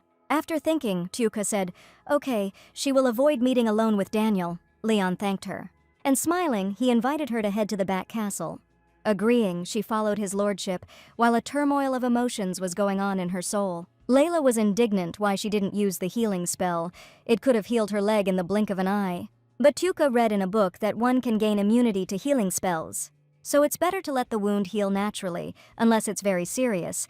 And still, the servant was indignant. Suddenly there was a knock. Layla asked what it was, and the princess opened the window. Daniel was waiting for her, but she had promised his lordship, so she asked Layla to go to the library. There was a shelf in the library dedicated to books about the Esbaden family. She asked her to give this letter to the one who was waiting for her there, and to tell him not to wait for her again. "Yes, Your Highness," the girl exclaimed enthusiastically, "heading there right now." Sylvia hoped that Madame had had a good rest. She brought letters addressed to her. The headmaid explained that it seemed that rumors about the incident in the back castle had spread. At 7 o'clock in Esbaden, there is a tradition for the Duchess to hold a meeting for noble ladies, and she believed these letters were about invitations. It had been quite a while since she had been here, and the ladies seemed to be waiting for invitations to this meeting. The letters did indeed refer to a meeting. Well, then it would live up to their expectations. The Duke heard that she was organizing a meeting and asked how the preparations were going. She would say that she was doing quite well, and ask if there was anyone she should be especially careful with. The Duke replied thoughtfully, it was better to be careful with each of them, but especially with Countess Jive if he had to choose one. "Countess Jive?" asked the princess. And the Duke, nodding, explained that this was Nate's right hand before her arrival. The task of leading the noble ladies fell on her. Tuka wanted to expect at least a little hospitality from her, but she believed she would have to give up this hope. Leonard thought so. However, he also asked her to always remember that she was the mistress of this castle. Of course, the Duchess answered cheerfully, embarrassed. The day of the meeting arrived and the princess greeted the invited ladies, introducing herself as Taisha van Esbaden. As everyone knows, she came from Bashar, and it took her some time to get acquainted with the customs of the empire, so that she could invite them, and therefore asked to forgive her. Of course, Madame answered laughing. It was a great honor for them. They were grateful that she remembered to invite them. She introduced herself as Lyona Jive, Countess Jive. What an honor to finally meet her, Her Highness. They prepared a special gift for her and hoped that she would like it. A gift? The princess asked in surprise. These are boats for riding, the countess answered. And she asked if she wanted to try it with them, if it wouldn't cause her any inconvenience, of course. If they insisted, Tiuka answered. What a relief to see that she liked their gift. Jive suggested they come on board. The lady who remained aside looked at the Duchess with displeasure. It was an honor for her to meet her, Her Highness. The girl's name was Palin Blair. She was the first daughter of the Earl of Blair. Nice to meet you, Palin, said the Duchess, but then the girl asked for forgiveness. And suddenly the Count's daughter deliberately poured pills into her hand in front of Tiuka's face. Having swallowed them, the girl exhaled. The Duchess became worried that Palin was not feeling well. No, she answered pleasantly. These are just tonics that she takes daily. The princess was glad to hear this. It's strange. Her old friend took his betrothed as his wife to spend the rest of his days with her, and she should be happy for him. But, frankly speaking, she was out of her element. Tiuka asked if by old friend she meant the Duke. Toga Palin said that she had been friends with his lordship for 15 years, and all her life she thought that she would marry someone like him. She envied Her Highness. She had him as a husband, despite the lack of effort. Sorry, Palin, answered Tiuka. She asked if she thought she had become the Duchess of Esbaden without any effort. Then Palin asked her to tell how much she knew about him. He has strange habits when he drinks. He doesn't like it when someone interferes with what belongs to him. He cares a lot about his people, excuse me, asked Palin. It's surprising that she doesn't know this, quipped Tiuka. In response to this, the Duke's girlfriend grinned, and she asked his wife if she knew how his lordship lost his parents. Watching the Duchess's reaction, Palin realized that she didn't know this. But she knew, and she saw how deeply he suffered after such a tragedy. Besides, I didn't want him to become even more unhappy because of the forced marriage. Suppressing the trembling of anger in her hands, Tiuka asked if she was hinting that she should break off this marriage. She heard that she was originally supposed to be married to the fourth prince. She has been a princess all her life. The title of princess suits her much better than duchess, doesn't it? As long as the union remains, no one will challenge her divorce. Tiuka grinned maliciously. She said she would prefer not to do this, and the duchess's answer surprised Palin. Of course, she will not break up her marriage because of her words, the princess explained. Is this true? Asked Palin, and Tiuka confirmed it. Then the Count's daughter bent down to the floor of the boat and pulled the plug out of the bottom. Then nothing can be done, said the girl. Palin! The princess cried out in horror. Are you out of your mind? What are you doing? With grief in her head, the girl said, They can die here together, Palin, shouted Tiuka. Lady Palin and the Duchess are probably having a pleasant conversation right now, the invited lady said. Well, Jive answered dreamily, looking at the boat in the distance, it looks like they've finished talking. Layla wondered if everything was all right with Her Highness. And looking out the window, she saw that very picture, and she immediately ran to Sylvia for help. She was very worried about Her Highness Layla. She asked if she was absolutely sure, and she screamed she saw her in the water. God, how will they find her in such a huge space? Layla drooped, sighing for Her Highness. But suddenly they saw the water oscillate, and the next moment Her Highness emerged from the water. Tiuka asked Layla to help Lady Palin. The maid was so glad to see that she was okay, and asked what happened. Sighing, the princess said that she would explain later, when suddenly something grabbed the girl by the leg. The tree root grabbed her and lifted her up, she screamed. Your Highness, Layla exclaimed in fear. What is this? Tiuka asked timidly. The Duke was returning from another mission to the estate, when he suddenly stopped his horse. He looked back at the flutter of wings of a flying flock of birds. Claude turned to his lordship and asked if something had happened. He looked at the sky and, after a pause, answered dryly, Nothing. Your Highness, the maid cried as the tree carried the girl into the water with a crash. No, Layla screamed in horror, unable to do anything. Princess Tiuka. The tree was dragging Tiuka under the water. She couldn't breathe and couldn't get out. Is this really how she will die? An image of Leonard appeared in her head, the moment from which her heart began to beat faster. And the princess thought, why is she thinking about the Duke right now? All this was done for the sake of... Suddenly someone pulled her up. Oxygen entered her lungs, and opening her eyes she saw wheat-colored hair. Having cleared her throat, the princess asked, Duke, Daniel grinned and apologized for not being a duke. "Daniel," Tuka exclaimed in shock, coming to her senses. "What is he doing here?" The guy explained that he was passing by and heard loud sounds, and it seemed to him that she was in danger. "Exactly," exclaimed the Duchess, looking around. "That thing that grabbed her, what is it?" "It is a demonic creature," Daniel replied. "This particular creature is of the plant type. Although weak, it is extremely fertile, so it can sometimes be found in places like this. Of course, he didn't expect it to appear here." "Then, was it he who killed him?" asked Tuka. "Yes," he answered. "The princess thanked him for saving her." "No problem," Daniel replied. He was even pleased. Maybe she should take his jacket.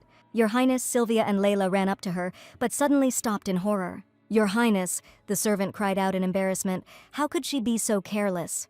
"My God, Your Grace." She came running as fast as she could when she heard that she had had an accident. But she didn't know where to look because of her indecent appearance. It was quite awkward. The man only sighed. The Duchess looked angrily at the Countess and thanked Daniel. The question wasn't what she was wearing. The important thing was why this incident happened to her. She asked Palin if she agreed, and the girl shuddered fearfully. The girl began crying, was not sure what exactly Her Highness meant. "What did you say?" the princess asked in shock, losing her temper. She screamed that she had pulled the bolt to kill her and was also going to kill herself to cover everything up. "Does she have any evidence?" Madame Jive asked, hiding her grin with her fan. "Evidence?" asked Tuka, and the Countess meant whether she had any evidence that the lady had tried to harm her. She was nearby on a boat, but did not see Lady Palin doing anything that might harm her ladyship. She asked her acquaintances if any of them had seen Lady Palin plotting something against Her Highness. "No," the ladies answered. They saw nothing, and the other one saw nothing either. "How could she accuse an innocent lady without any evidence?" asked the madam. "How could she blame someone who almost died?" How cruel and merciless it was. The irritation grew stronger. If it wasn't too much trouble, they could always start looking for evidence. Right now he couldn't just stand by when it came to his sister. Daniel is the only son of Sir Nate who is supported by her husband. He is one of the key figures against the Duke, so why does he help her? He could find debris at the bottom of the lake. The skills he had acquired were quite useful. He asked the Countess if it would be a problem. "No," Madame answered anxiously, "not at all," and asked Daniel to continue. Then, asking for forgiveness, he took out the remains of the boards of the former boat from the bottom of the lake. He dumped them all on the shore, announcing that he had collected all the debris. To be fair, he would appreciate it if the headmaid looked at the subject of the clues to be objective. The woman agreed to help, but the madam who were plotting became even more tense. But unfortunately, Sylvia examined the debris carefully, but found nothing suspicious. The Duchess asked, stunned, if she was sure there were no traces. Yes, there were only traces of broken parts. She did not find the slightest hint that someone had made a hole on purpose. How this pleased Madame Countess. What a pity, Duchess, she thought. Even God was determined to prove Lady Palin's innocence. She was heading back, although you couldn't tell from her appearance she was an older woman, and the cold air could be harmful to her health. The other ladies also chose to leave. Tuka chuckled irritably. She saw what they were up to. "Just wait and see. It's not over yet." "It's all because of you," Palin screamed. And why did Jive ask? She said that the Duchess would disappear if she did this. And she did everything she told her, lured her to the lake, risking her own life, so why is she alive? It's really unfortunate, but her plan was flawless. She even placed the demonic creatures at the bottom of the lake. It's not her fault, but Daniel's, the man who saved the Duchess from the demonic creature. And what should she do now? Now the Duchess will tell the Duke everything. And then, Palin was worried. The Countess asked her to calm down. The Duchess needed evidence to accuse her. But as she sees they are gone, thanks to the demonic creatures, the evidence that they damaged the boat has been destroyed. So she can relax and not worry. Palin remembered something else, and then the Countess asked the lady something else. And the girl awkwardly asked when she could get some more devilish sleep. "Oh, that remedy," answered Jive. "You see, it is very rare." "But the lady chattered. "She couldn't rest without them." Good, the Countess answered with a grin. "If the Emperor finds out about this, they could be executed. So she has to be very careful to get it." Tuka said that Lady Palin was taking some medications. She said that she takes them daily. And it was strange. She was absolutely healthy. As far as Sylvia knew, she even enjoyed horse riding. When Layla suddenly remembered, she smelled a spicy aroma from her. Then Sylvia asked if these were by any chance red pills. It was they. Sylvia knew only one remedy in the form of red tablets with a spicy smell. This is a strong sleeping pill. It is even used as an anesthetic because it is effective, but it is banned in the Empire because it is highly addictive. So she wondered why she took him with her. It was very strange, thought Tiuka. She really seemed dependent on these pills. Claude greeted her ladyship and inquired what brought her here, especially in such warm weather. She heard that he had missed lunch because of work, so she brought some bread and asked him to take it. Such care touched the knight very much, and he thanked her for her kindness. But where are the other knights? He asked. Claude replied that they were on a break now, so they were resting in the tent. What? Layla was indignant. Follow me this very second, she ordered. He must share. What? The knight was surprised and told her that someone had to look after, but Layla asked what could happen at all. Finally, no one was bothering the princess, maybe, she suggested to Sylvia. Now we'll look for those red pills. But your grace? Objected the maid. It is too big. Will they be able to find it? Chuka asked Sylvia not to worry. She had excellent eyesight. At this time, a high-ranking official, one of the vassals, came to see the duke. He looked at him with displeasure, anticipating trouble. The man greeted his lordship, wishing him a good day. Leonard asked Count Blair why he should waste his time listening to him. But the count was sure that the duke knew about what had happened at the reception the duchess had recently hosted. And what then? Leonard asked after a pause, as if provoking him to continue. Did the count want her grace to apologize to his daughter? Why then, he asked, had the duchess that day accused his innocent daughter and scolded her sharply? And all this without any evidence. Duke Esbaden only sighed heavily. There is no evidence that she did it, but there is also no evidence that she did not do it, he explained. But this is nonsense, exclaimed the count. And you don't understand, asked Leon. If his wife turns out to be innocent, he will be in a very dubious position. Therefore, when his lordship suggested that he stop this right now, the man was taken aback. If that's all, you can leave, the duke said coldly. The count smiled and said, okay, he will forget about this incident, but with all due respect, he thought, that the duchess needs to watch her behavior? I wonder if he knows about it. He mockingly told how Sir Daniel had saved the duchess when she fell into the lake, and the duke was overcome with anger. The count achieved exactly what he wanted, knowing full well about his relationship with his brother. He had to say that she was dressed in a most inappropriate outfit, and was not the least bit embarrassed to appear in such a state before Sir Daniel. He understood that she came from a freer country, but that didn't apply to him. Having said this, he hoped that her ladyship could become a woman worthy of bearing the name Esbaden. He uttered words that were degrading to the duchess, striking the duke both by this and by the story itself. After some time, the duchess and the duke gathered at the dinner table, each immersed in their own thoughts. The duchess found a jar of the product in such a vast area in less than 10 minutes. Palin took these forbidden red pills. This could be the first evidence that will lead to the unleashing of powers. Forces seeking to undermine order in the duchy. She had to tell the duke about everything now. He asked what she was thinking about. Oh, answered Tayuka. Actually, she wanted to show him something and asked if he wanted to look at it. In the Empire, this drug is called Devil's Sleep, she said as she handed over the jar. Palin received them at the reception, right in front of her before the boat sank. She found this at the bottom of the lake. The Duke hesitated to answer and simply said that he would take it into account. The Duchess started and asked in surprise, and that was all, and Leonard asked what she wanted to hear. She was surprised by such indifferent coldness and sighed heavily, asking not to worry about it. She felt stupid.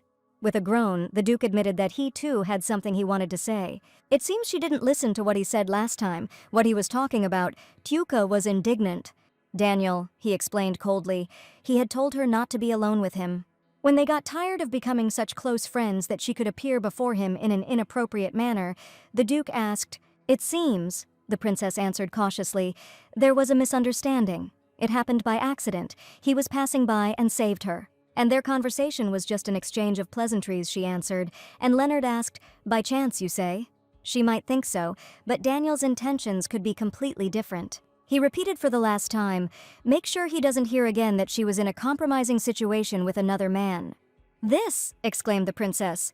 But then the Duke had already left the table. Before leaving the room, he said one more thing, and from that moment on, she didn't have to worry about anything. He will take care of it himself. And I asked the princess, "Please do not forget about your position as a duchess." In the back castle, Grandma asked Tayuka if Muffin wasn't cute.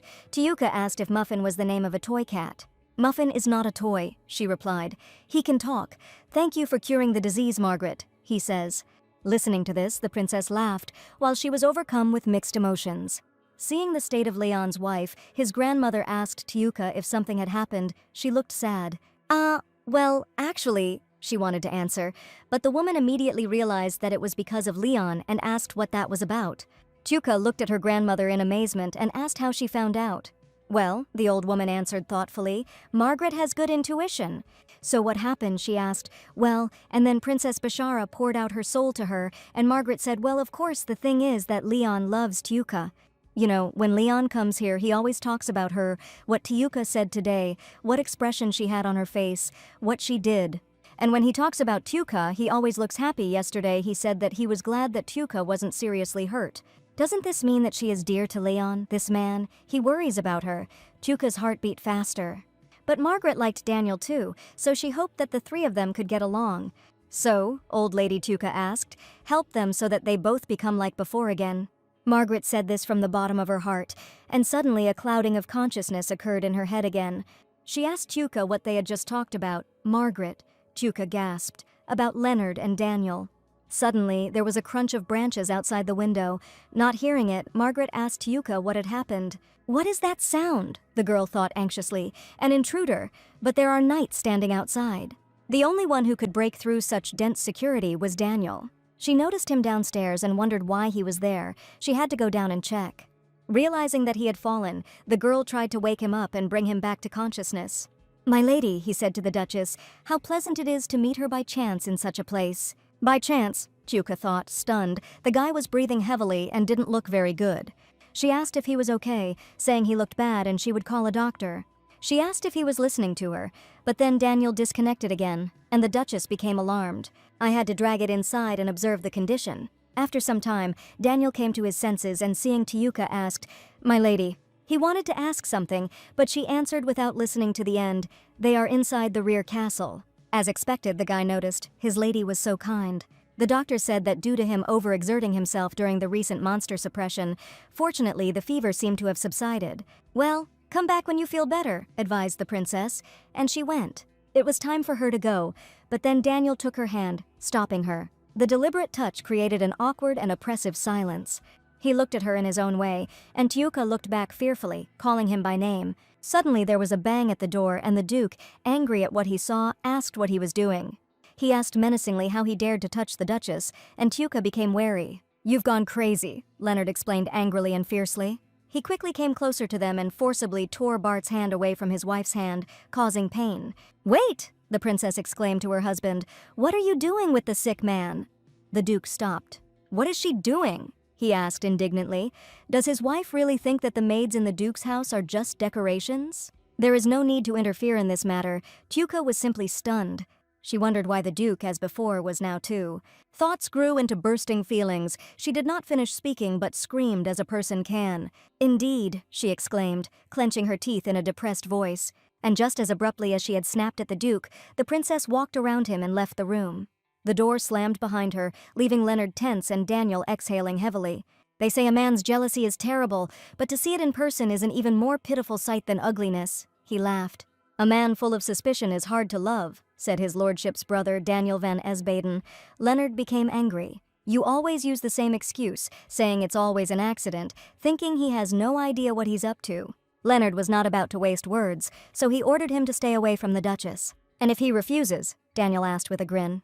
What did the Duke ask, becoming wary and stepping back? For someone who had no interest in women, why was he so sensitive now, he asked. Wasn't his marriage simply a means of winning His Majesty's trust? Perhaps he fell in love with the Duchess. The Duke hesitated, thinking about his answer, and then hissed at him to stop talking nonsense and get out of here immediately. His wife is truly a wonderful person, Daniel told his lordship. So he advised him not to do anything that he would regret, though first he would try to take her away. The direct statement of rivalry from his brother was a bolt from the blue, causing Leonard to become wild with rage. The Duke was enraged by his brother's words, taking his anger out on the wall behind his head. Leonard frowned and said that he should be grateful for that he didn't even want to touch him with a finger. He was so disgusting to him. Oh, Daniel answered. The Duke turned around to leave, and Daniel said that since he had fully recovered his strength, he would probably go. The Duke looked menacingly at the guy. But there was no one there anymore. He ran away like a coward. A few days later, a servant asked her if she thought the atmosphere in the estate had become tense lately. She agreed. The air became so heavy that it was difficult to breathe. Her friend had the same thing. Layla heard this conversation and became wary. So, Tuka asked after hearing the maid's report, are the rumors true after all? Yes, Layla confirmed. Tuka sighed, but thought that after that day it was not surprising. Then she snapped at him, and since they hadn't really gotten to know each other, such rumors were common. She also said that a herd of magical creatures attacked the territory. Even the knights sent from the estate were defeated. They said that this was the first time they had encountered such difficulties. Tuka became tense. There was a knock at the door, and, with the mistress's permission, Sylvia entered and addressed the Duchess. She said that the Duke needed to leave because of an attack by magical creatures, so suddenly the princess was surprised. All the inhabitants of the territory were destroyed, and he was forced to take quick action. She asked the Duchess to be careful. But at that moment, Tiuka was already running to the Duke, anxiously thinking about how serious the situation was if he was leaving so urgently. But at the moment when the princess left the estate, the knights were already leaving it. "Leonard," she shouted after the delegation, and the Duke heard the Duchess calling him, and he slightly moved his ear in her direction. Tuka looked after him with worry, expecting to at least meet his gaze. But Leonard, pursing his lips, turned away from her completely. The princess just wanted to tell him to be careful and come back safe and sound. Continuing on his way, Baron awkwardly asked my lord about what he had just heard. It seemed as if the Duchess was calling him, and he was anxiously asking if he was really going to leave like this. Leon closed his eyes. He knew exactly what expression she would have on her face. He wouldn't be able to leave if he saw her face. Claude informed the Duchess that while my lord was away, he had been appointed to guard the estate and accompany her. The Duke entrusted him with the protection of the estate and the escort of the Duchess. Claude promised to carry out his orders. So he doesn't want to communicate with her, but still cares for her as if she were a duchess, Tuka thought sadly, sighing. She told Claude that she would go to the outbuilding to get some fresh air, asking him to leave her alone. In the back castle, Margaret asked Tuka what had happened to her, seeing that she looked sad. To be honest, the princess admitted, she was worried about the Duke. About Leonard, the grandmother asked. The princess said that he had gone off to fight magical creatures, and that the situation seemed very serious. Margaret understood. Oan asked why she didn't ask the muffin for help. The muffin could solve any problem. "This toy," thought the princess, Margaret said, "she can help." What nonsense, the girl thought, but then a voice asked why she thought it was nonsense. The muffin spoke to her, and seeing that she flinched, he said that she was scared. "Who are you?" Tuka asked, stunned, "and what's wrong with Margaret?" Smiling, Muffin asked her not to be surprised, and informed her that he had simply stopped time for a moment. "But that's impossible!" cried Princess Bashara. Perhaps the toy chuckled. His name was Syrian, and he was the master of the magic tower. Taken aback by such a statement, the Duchess asked, "He is the Archmage Syrian, and what," he asked, "are there any problems?" To be honest, he didn't plan on revealing his identity and interfering more than once, but he decided to help because she saved Margaret. She asked how he was going to help, whether he could send mages from the White Tower as reinforcements. Unfortunately, the truth was that he was the only mage in the White Tower. "What?" asked the princess. "Was the White Tower created only to imprison him?" "The rest of the magicians in it are fakes created by him, but there is information that he could give." There was a man who knew that the Duke was leaving, and what that meant she cried, but Syrian thought he had said enough. Now she had to figure it out herself. The time-stopping magic was ending. Tuka asked him to wait. But then Margaret turned to Tuka. The woman excitedly asked the girl why she had such a face. "It's okay," answered Tuka Margaret. "Everything's fine." Suddenly, Claude ran into the room, distracting the girls from their conversation. He exclaimed in alarm that troops from Kreutz had just been sent to help the Duke. "What did he say?" the princess exclaimed. "How could they send private soldiers without the permission of the person in charge?" They had just received a letter asking for support for the Duke. But how, she cried, had he been able to send reinforcements so quickly? But at that very moment, it dawned on the princess what Syrian had said, but she didn't think that was what he had meant. There is no chance that private soldiers could have been sent without the permission of the head of Kreutz. "It must be Mayor Nate's doing." Tuka asked Lord Claude to calm down. He received orders from the Duke to guard this castle. But Lord Nate sent private soldiers to the Duke's location without saying a word. He could not do this without selfish motives, and the Duchess agreed with this. Claude was surprised that the Duchess knew and agreed with how dangerous this could be. "So," Princess Bashara said, "she will personally check it out."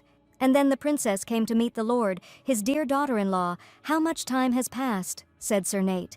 Tuka said that she was glad to see him, Sir Nate, in good health. So, the man asked what he owed to her visit. He was surprised to hear that she had decided to visit him alone. She heard that Sir Nate had sent reinforcements to the Duke. He did not deny it when he answered. The situation seemed urgent, so he sent help. He couldn't sit idly by, because for Leonard he was the only uncle, but of course if the old man's decision bothered his daughter-in-law, then he will order them to return right now. The man was sure that they had not gone far. Not at all, Princess Bashara answered her husband's uncle. She was amazed by his wise decision. She trusted Sir Nate. How could she not trust a man who would use his power for his nephew? But that doesn't mean she trusts the other nobles, so it would be quite reassuring for both of them. If someone trustworthy would take charge of the reinforcements, he asked if she had anyone in mind. The Duchess smiled pleasantly, and she said, "Sir Daniel." "Daniel!" Claude exclaimed in horror, having learned the details of the meeting. "Your Grace." He was sure she knew everything about their relationship with his Grace, didn't she?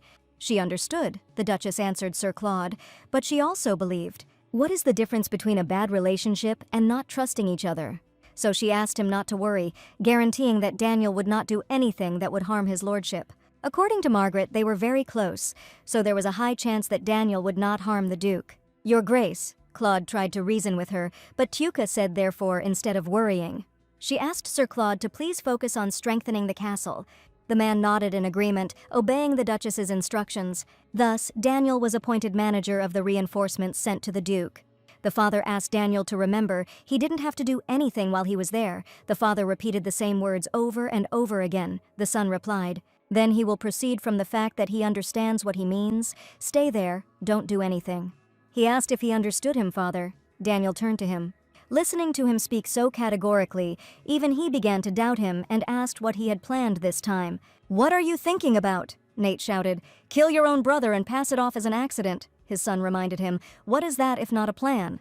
"Okay, then he will go on his way. He must hurry if he wanted to catch up with the reinforcements that had already been sent." The door slammed behind the boy, leaving his father tense and confused. The Count told Lord Daniel that he did not expect to see him here, but the boy remained silent. But still, he politely replied to Count Blair that he also did not expect to see him here. They were glad to welcome him here. He was worried that there were not enough magicians for such a number of demonic creatures. But now they had nothing to fear. Daniel said he was flattered, and the Count asked if he could find out what these huge boxes were. "There is nothing particularly important, nothing worth worrying about." The Count laughed. He had never been able to contain his curiosity. And so, acting as the boss, he reached his hands towards the boxes behind the guy's back. However, this attempt was thwarted. There were some pretty dangerous magical instruments inside, so he couldn't show them. He also didn't like it when others touched his things, he explained threateningly. As politely as possible, but with fury, he asked Count Blair to remember this. The Count laughed in confusion. He said that he understood him and asked if they could send it. "Of course," the magician answered, smiling. Daniel laughed. The box clicked and the princess looked out. At the sight of the battle, the flames were blazing. "How noisy," said the Duke, watching the fire. He asked Baron how many knights they had. They had to get to work immediately. "Including the 2 of them and not counting the wounded," the knight answered. "There were about 4 of them. The situation is very grave." My lord asked if they had received an answer from Claude. Baron tried to find the words to answer, when suddenly his lordship and Sir Baron were called out to announce that reinforcements had arrived from the castle. The speed with which the reinforcements arrived amazed the Duke. The meeting in the tent made Leonard very happy, and he asked Daniel why he was there. Laughing nervously, he asked to believe that he was not here of his own free will, but it was painful for him to watch when his lordship frowned. "You see," Daniel explained, "he had no choice, as her ladyship had appointed him to lead the reinforcements. He would tell him this only to prevent any misunderstandings, but the Duchess did not ask him personally, because it was his father who made the decision to send reinforcements, and he was sent here only to make sure nothing happened." The Duke was somewhat perplexed by the current state of affairs. "But of course," Daniel exclaimed. Apart from that, he was glad that her ladyship had entrusted this role to him. "Ah, yes, sir," the magician continued. "He may have heard already, but Count Blair is here too." But this news made Leonard furious and extremely wary. Count Blair, alone of all the nobles, so Nate sent one of his men. But now was not the time to think about preferences. And, Daniel continued, her ladyship had sent everything necessary. He asked what he proposed he should do with it. "Everything necessary," Leonard asked him, if he meant those carts outside. "That's all right," the brother answered, and looking out of the tent, the Duke began to think. After examining the baggage that had arrived with the reinforcements, he said that he would leave it to his discretion. Suddenly, among all the things he had brought, he was caught by one box in which he recognized a familiar aroma. He walked purposefully towards the box. "Your Grace," Daniel exclaimed, afraid that they would be discovered. But when the box was opened, the cousin awkwardly said that it contained his personal equipment. Maybe he would be interested in the other boxes. What did he expect? Leonard thought. There was no way she could be here. He ordered the boy to move the boxes to a more suitable room in the castle. "Yes, sir," the magician replied, and he himself, amazed by what he saw, hesitated and said, "It's amazing." It was truly a difficult period in his life. There was still time to return, he told her Grace. He asked why she had come all this way, whether she had considered him unworthy of her trust. She had trusted him. "That's why I asked Sir Nate to hand over command of the reinforcements to him, but his father couldn't be trusted." She believed that Sir Nate was plotting something against them. Syrian had hinted to her about it. "Syrian?" Daniel asked in amazement. She was talking about the owner of the White Tower. My God, how did she manage to talk to such an elusive person? "It doesn't matter now," the princess explained. "Now they need to find evidence." "Exactly, but," the guy asked, "she certainly didn't go to the battlefield just because of a small guess, right?" "Yes, his father hates the Duke, but still holds the Esbaden house dear, but they don't know what he's really capable of." "But why did she come here herself? She could have sent someone else." Tuka considered herself the most reliable option. She had to ask Daniel something, and asked if he could change her voice temporarily. He could have done it easily, but he thought she would have to keep her hood up all the time when she went outside. "That's what she'll do," Tuka answered, suddenly hearing a voice that sounded unusual for her. He also asked to keep this with him at all times. It was a necklace made of a magic stone, filled with his energy. Thanks to him, he would be able to find her. Wherever she was, Tuka didn't think she needed him, but Daniel insisted that she take him. Then the princess thanked him for his concern. And Daniel thought that if something happened to her, he would not be able to forgive himself. By ringing the bell, the man at the front announced to the palace the announcement of the demons. The werewolves were in sight. The Duke stood ready. He ordered the Baron to take reinforcements and attack from the left.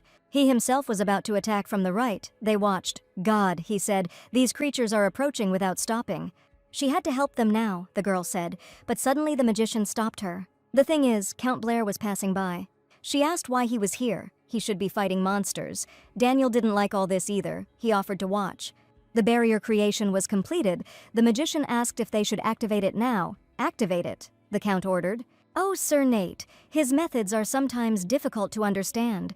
It's hard to imagine that he himself came up with the idea of getting rid of the Duke. After brainwashing the werewolves and making it look like an accident, an arrow flew at him a moment later." "What?" the man cried out in horror. "Who fired that arrow, almost killing him?" "It must have been," the magician replied, "that someone fired this stray arrow from the battlefield with the demons. Whatever it is, activate the barrier. A little later it will go to the Duke." "Yes, my lord," the magician answered. When they disappeared, Tuka shouted at Daniel to let go. The guy shouted that Her Grace should calm down.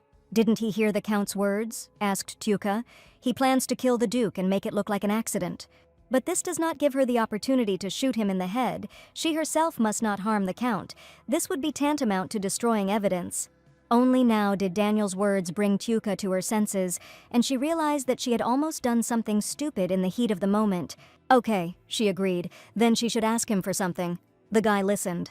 "She told him to go and inform his lordship of Count Blair's plot," she asked. "He?" Daniel asked in amazement, and the princess answered confidently. At this time, there was real chaos on the battlefield.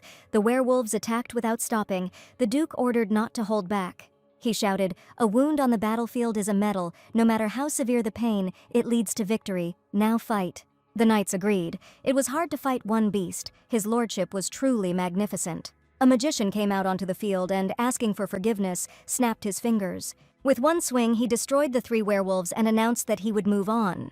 But things were bad. Daniel spent more mana than usual. However, he was able to reach his lordship at the request of the Duchess.